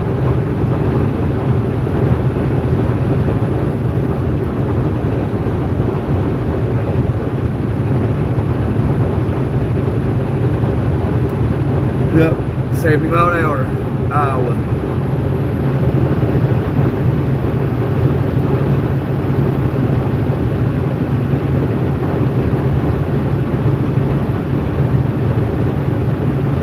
Good gaps.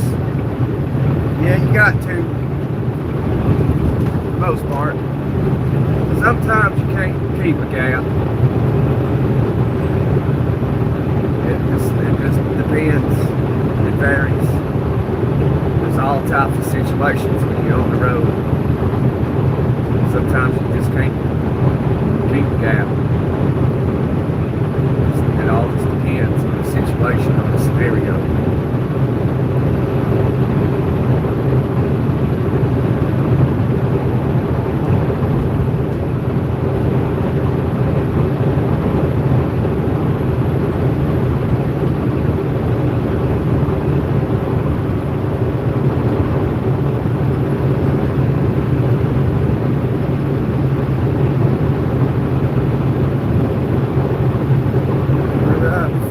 Back into civilization.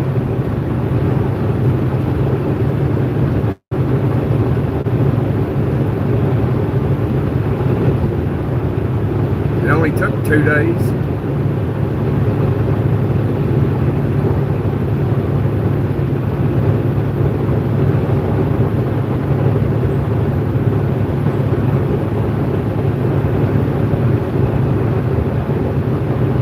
That 4-cylinder on up through there.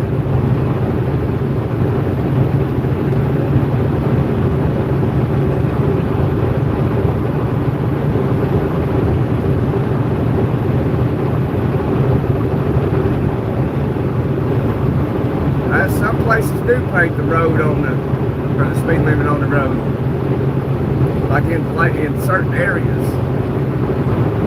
You'll see it.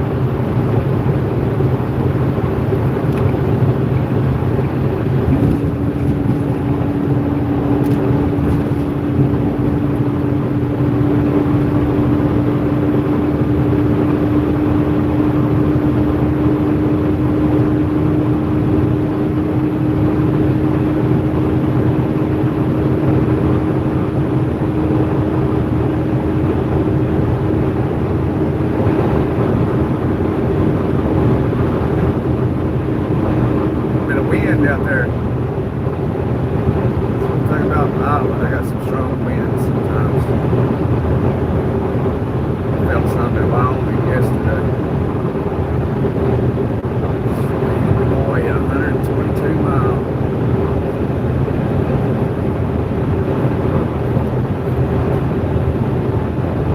Here's a badger. It's a badger. Roadkill. Badger tough, but I guess he ain't tough enough to take a car.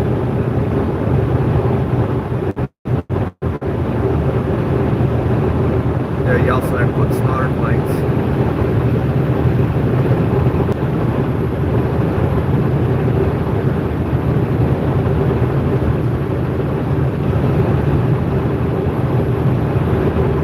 Yeah, you rarely ever see them out though. Virginia does that,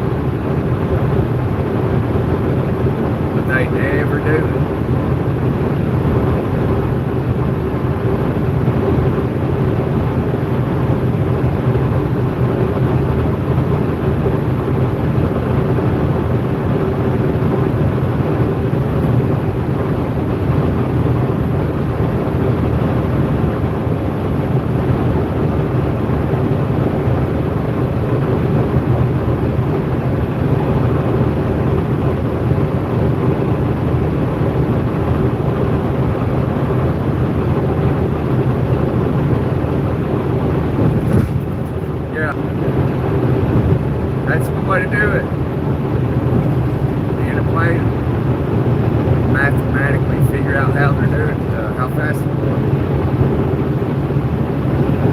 That car right there is probably doing about a little over 80. I don't think he's doing 85. This truck doesn't tell me, but I'm just going off of how fast I'm going and visually seeing how fast they're going. Yeah, he might be doing 85.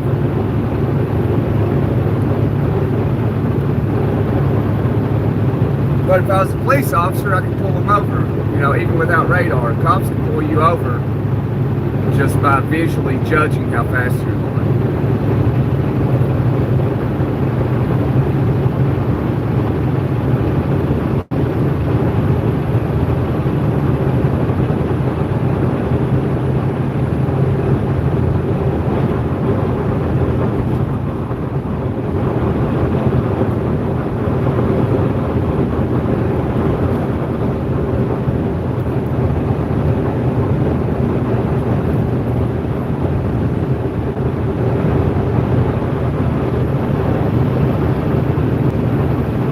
Yeah, that's been a long time.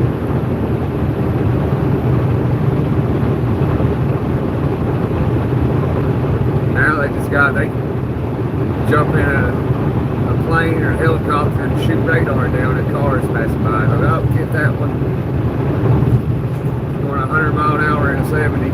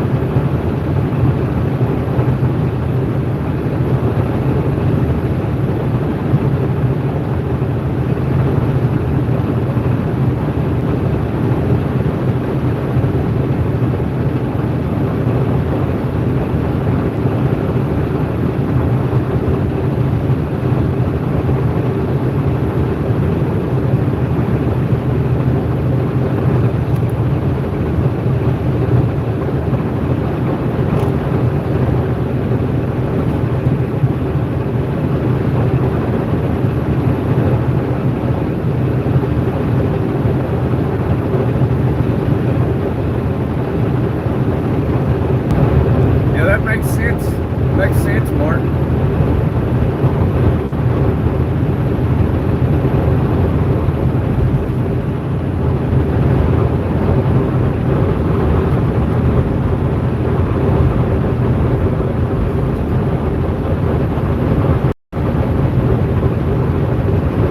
Because you couldn't do it with a solid line, you had to do it with stripes.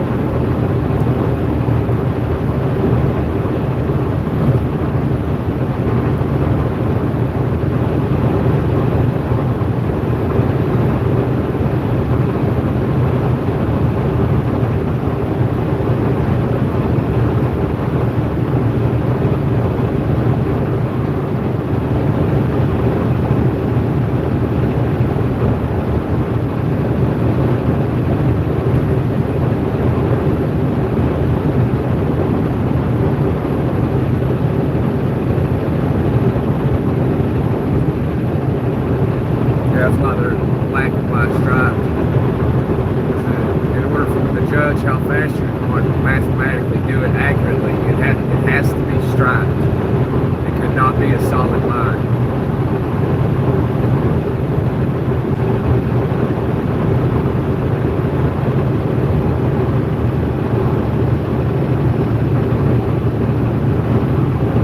Yeah, they gotta calibrate those too. So that's one way if you get pulled over for speed. That's one way you can get out of a ticket. Ask the officer when was the last time what device he had, and when was the last time it was calibrated. Because that could get that ticket thrown out in court.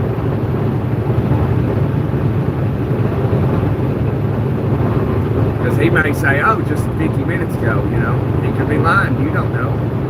And that's the thing, police officers, when you encounter a police officer on duty, they are allowed to lie to you. You are not allowed to lie to them. It's a crime, but it's not a crime if they do. Now, it's only a crime if you're found that you are lying. Yeah, that's a crime, but if you can't be proven that you're lying, then, you know, there's no way. Unless you just willingly slip up and admit you just lied.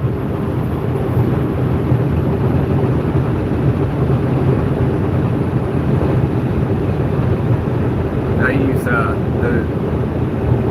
we talk about stuff like this periodically, but I don't usually talk about it because people don't like to talk about their God-given rights.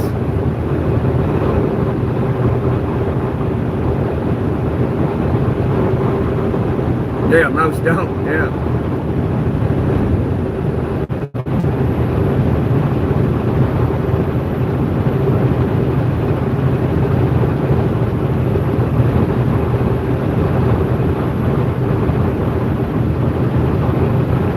But when you run into police officers, the best thing you can do is keep your mouth shut for the most, you know, as much as possible. You know, it's not being a douchebag or anything. If the cop's like, where are you coming from? Where are you going? It's not being a douche by answering no questions. There's no law that says you have to answer his questions. No law at all. You do not have to answer. You can say, officer, I don't answer questions, sir. And that's it.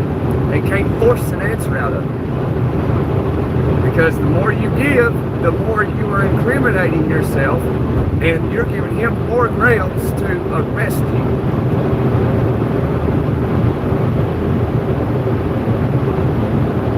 You would think, oh, it's a police officer, I can have casual conversation. No, you can't. Because their duty, their job is to literally get you to say as much as possible. And then you'll end up incriminating yourself and they'll have grounds to arrest you somewhere. Boom. Because that's their ultimate goal. It's not to set you free, no matter what they say. Do yourself some due diligence and look into it yourself and you'll see.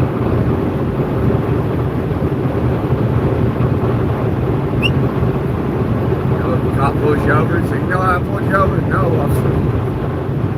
No, I didn't. Say, tell me.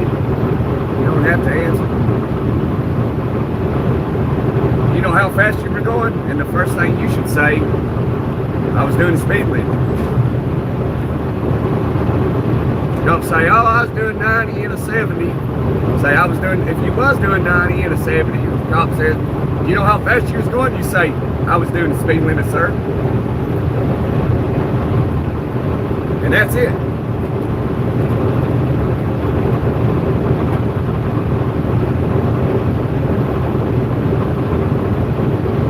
Right, that's fishing questions. That's to get you to talk. Well, I'm coming from Walmart, and you think it's innocent.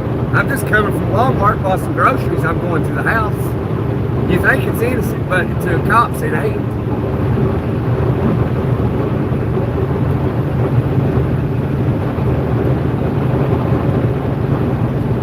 Him asking those questions and you answer them lets them know that, okay, well, you'll give me more. And that's their job, to get you to talk, because their ultimate goal is to place you under arrest.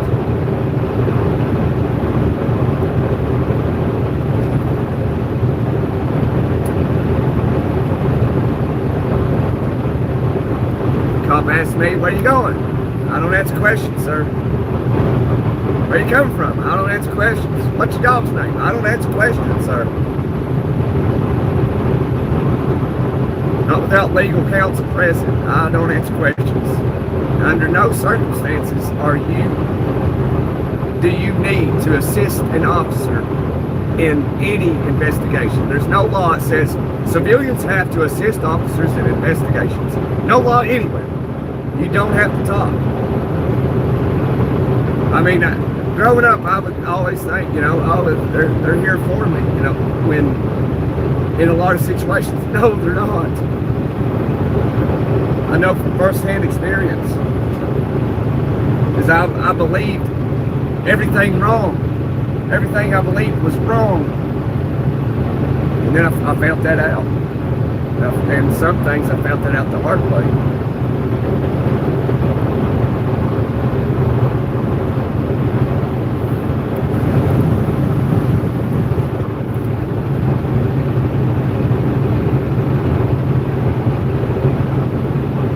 Yeah, it's just an illusion of a free state, Martin. It's just an illusion. So if they can make you believe the illusion, they've got you. And a lot of people, especially the older generation, they took the bait.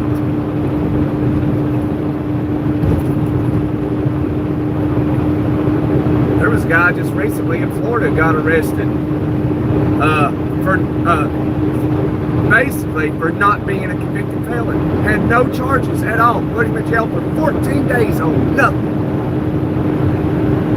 And then found out like he was a free man and then kept him in jail. So now that guy ended up suing, I think it was in Hillsborough County where I live. I think he ended up suing the police department. And that's how they are in Florida.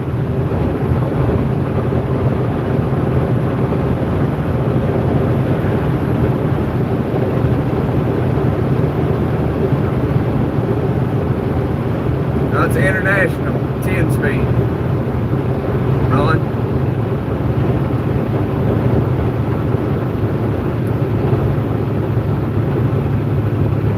If the system was for us, Martin, the way they would do things is they would try to find every way to find you innocent, not every way to find you guilty. And when they can be like, oh, it's just undoubtedly the evidence says you're freaking guilty, yo. But they're not for you. They're against you. That's why innocent people go spend 30 years in prison for being innocent. And you can't get that time back. But there's some people that do commit the crime and they deserve whatever happens to them. And I think a lot of it's pretty harsh. I don't think some of it should be as harsh as it is. Now, if it involves, like kids or something, I don't think it's harsh enough.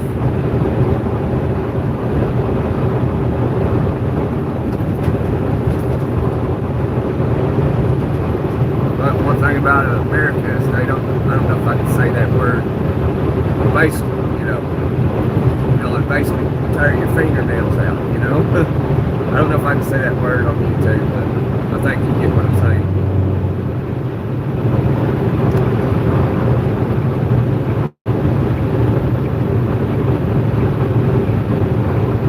Because if somebody was to like do something with one of my kids, like I'm not going to unalive you, at least not right away. You know what I'm saying? At least not right away. It may be a month before I do.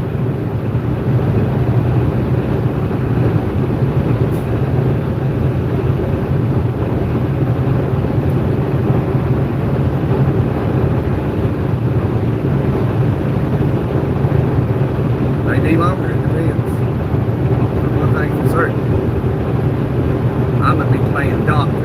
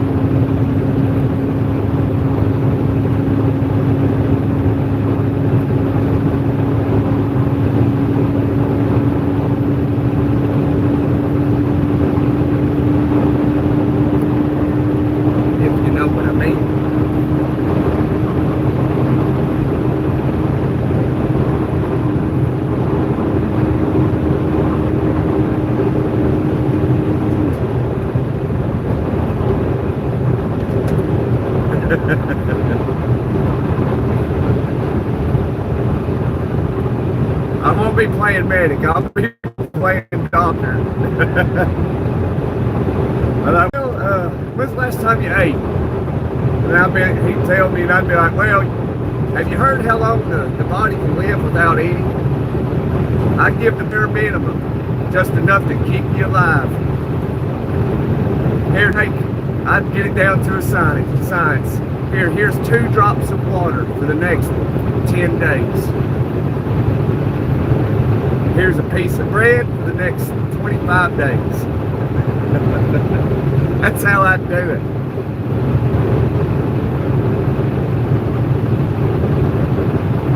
No, I'm talking about dog bone. I'm talking about like PDF files.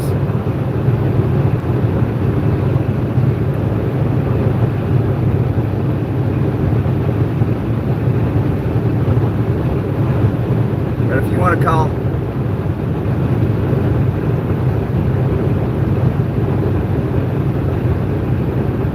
other KK, all that was made by the Democrats back in the day, which I don't think they're relevant today. I ain't heard nothing about them. I'm from the South, grew up in the South, still live in the South, from the South, from real country places, man. And I ain't never seen a pillowcase on somebody's head with a burning cross.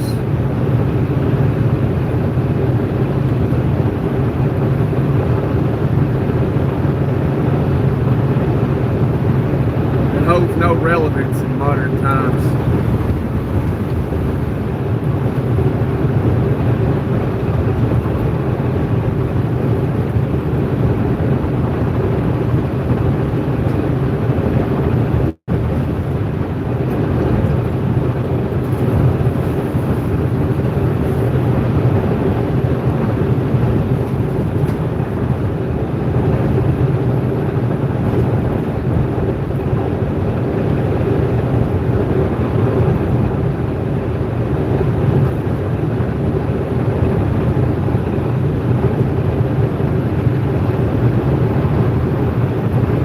Like a sore thumb. Yeah, some of it was pretty terrible.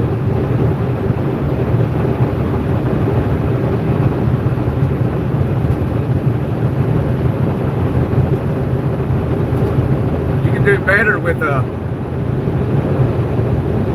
brown can and a gray can of spray paint.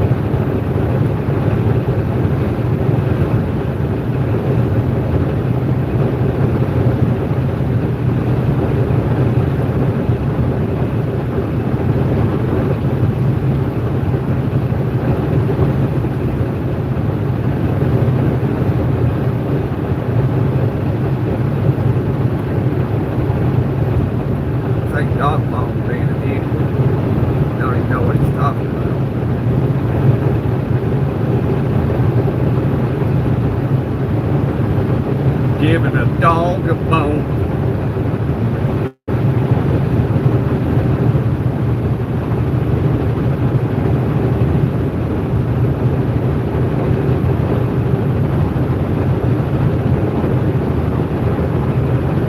Oh yeah, absolutely, absolutely, Martin.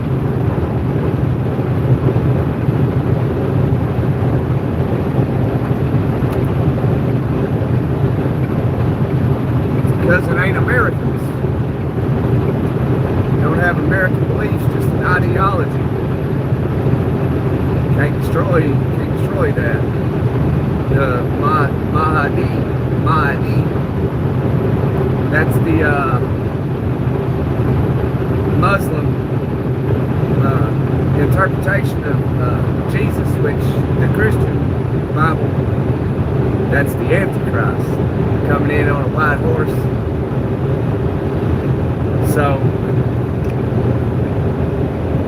everyone's aware of Christianity and how, you know, Jesus returns when all hope is lost in Israel, when the armies invade from every corner into Israel. And right when it seems like all hope is lost, that's when Jesus returns and destroys all the enemies of God.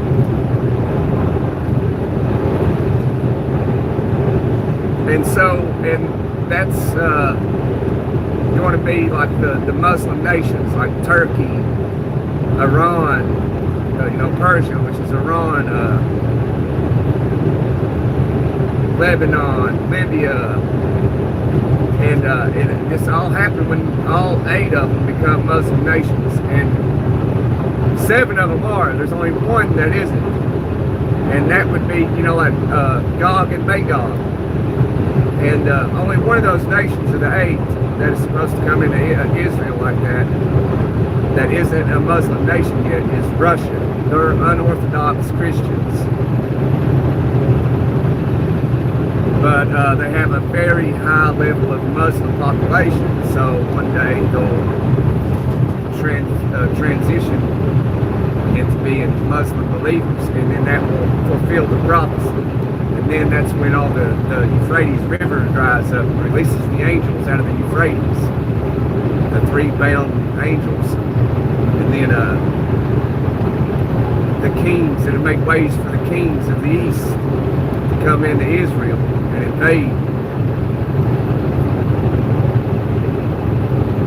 And that'll be Iran, Russia, Turkey, Libya,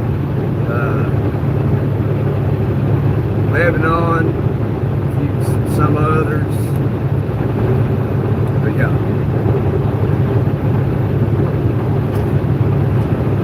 That's the Mahdi out of the Muslim Quran.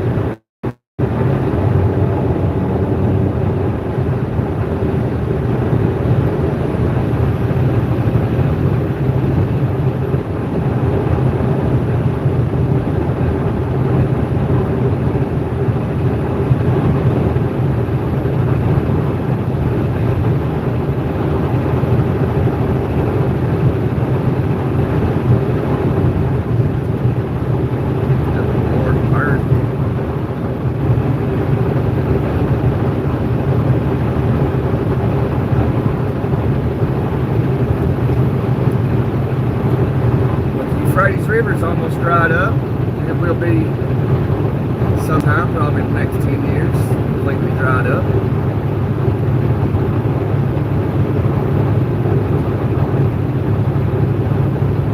We're waiting on the digital currencies to come back, or come in, which it's coming. World identification, that's coming too. Coming into fruition. It's all happening. Like I always say, man, it's amazing times we're living in. Amazing.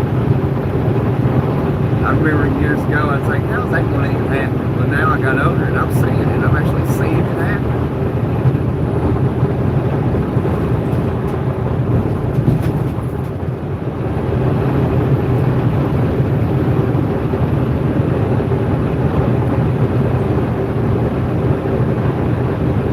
Yeah, to pave the way for the kings of the east.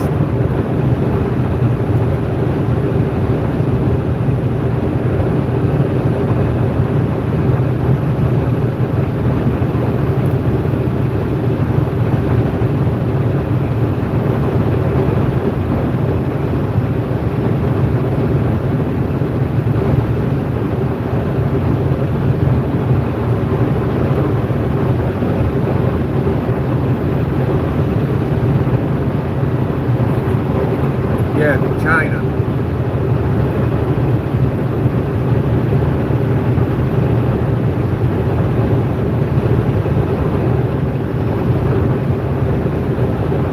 So that's basically the last thing that's supposed to happen before Jesus returns.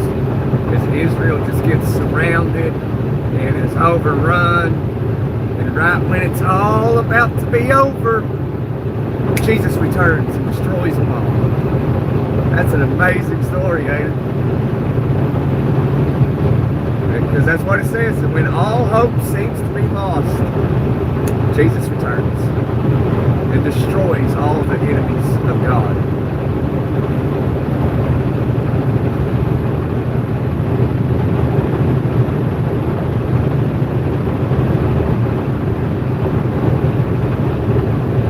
Right when Israel, at the very moment Israel is about to fall, Jesus comes back.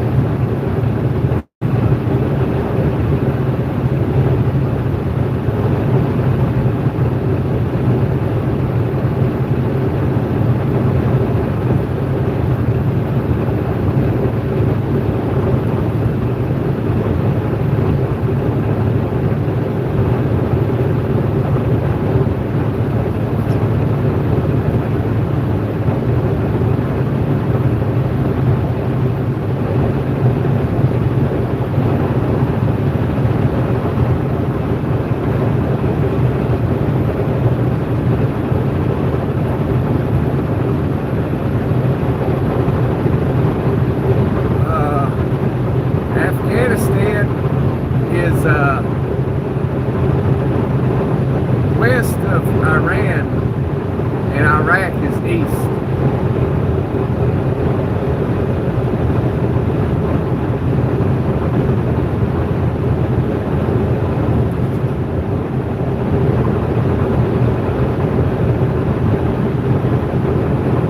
And where Israel is,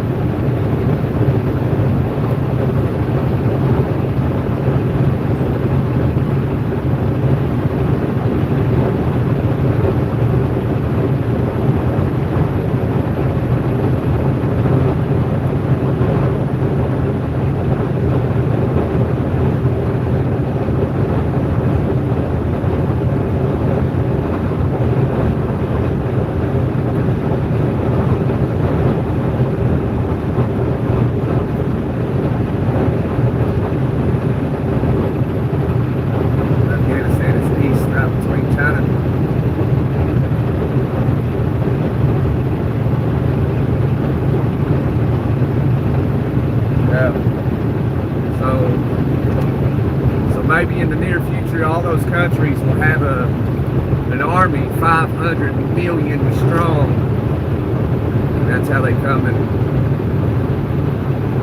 invade Israel.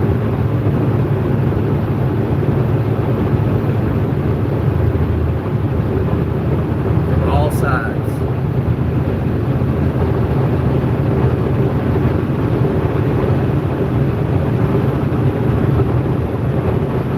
$200 million, $500 million, something like that. 200 million guns are loaded. Satan cries, take aim.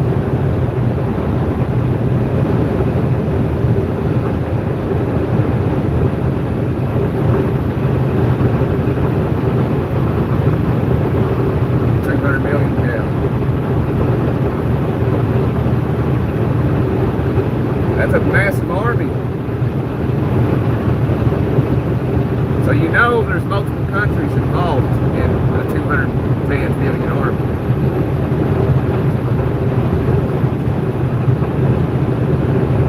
$200 million man army. That's definitely Russia, China, Iran, Libya, all those Muslim nations.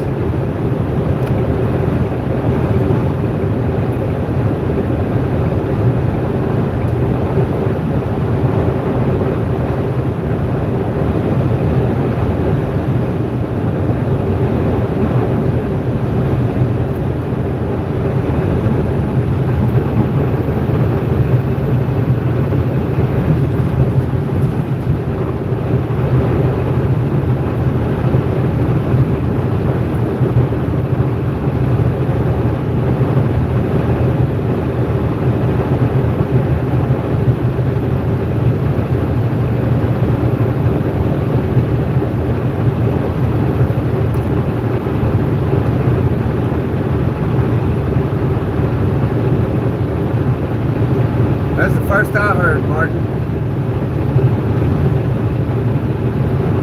But I know about the Russian guns.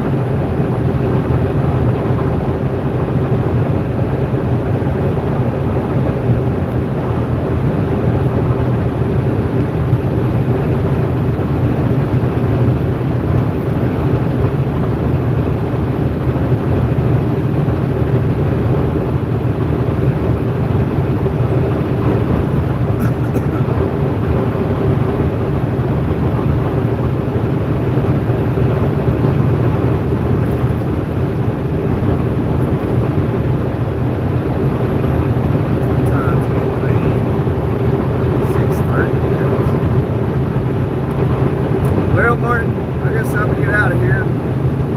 Nice talking to you, man. Hopefully you hit that subscribe button. Really enjoyed chatting with you.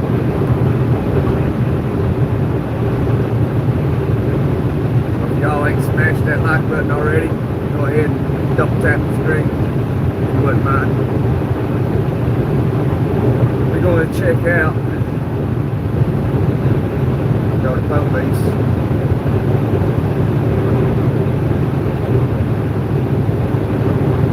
It might rain here shortly.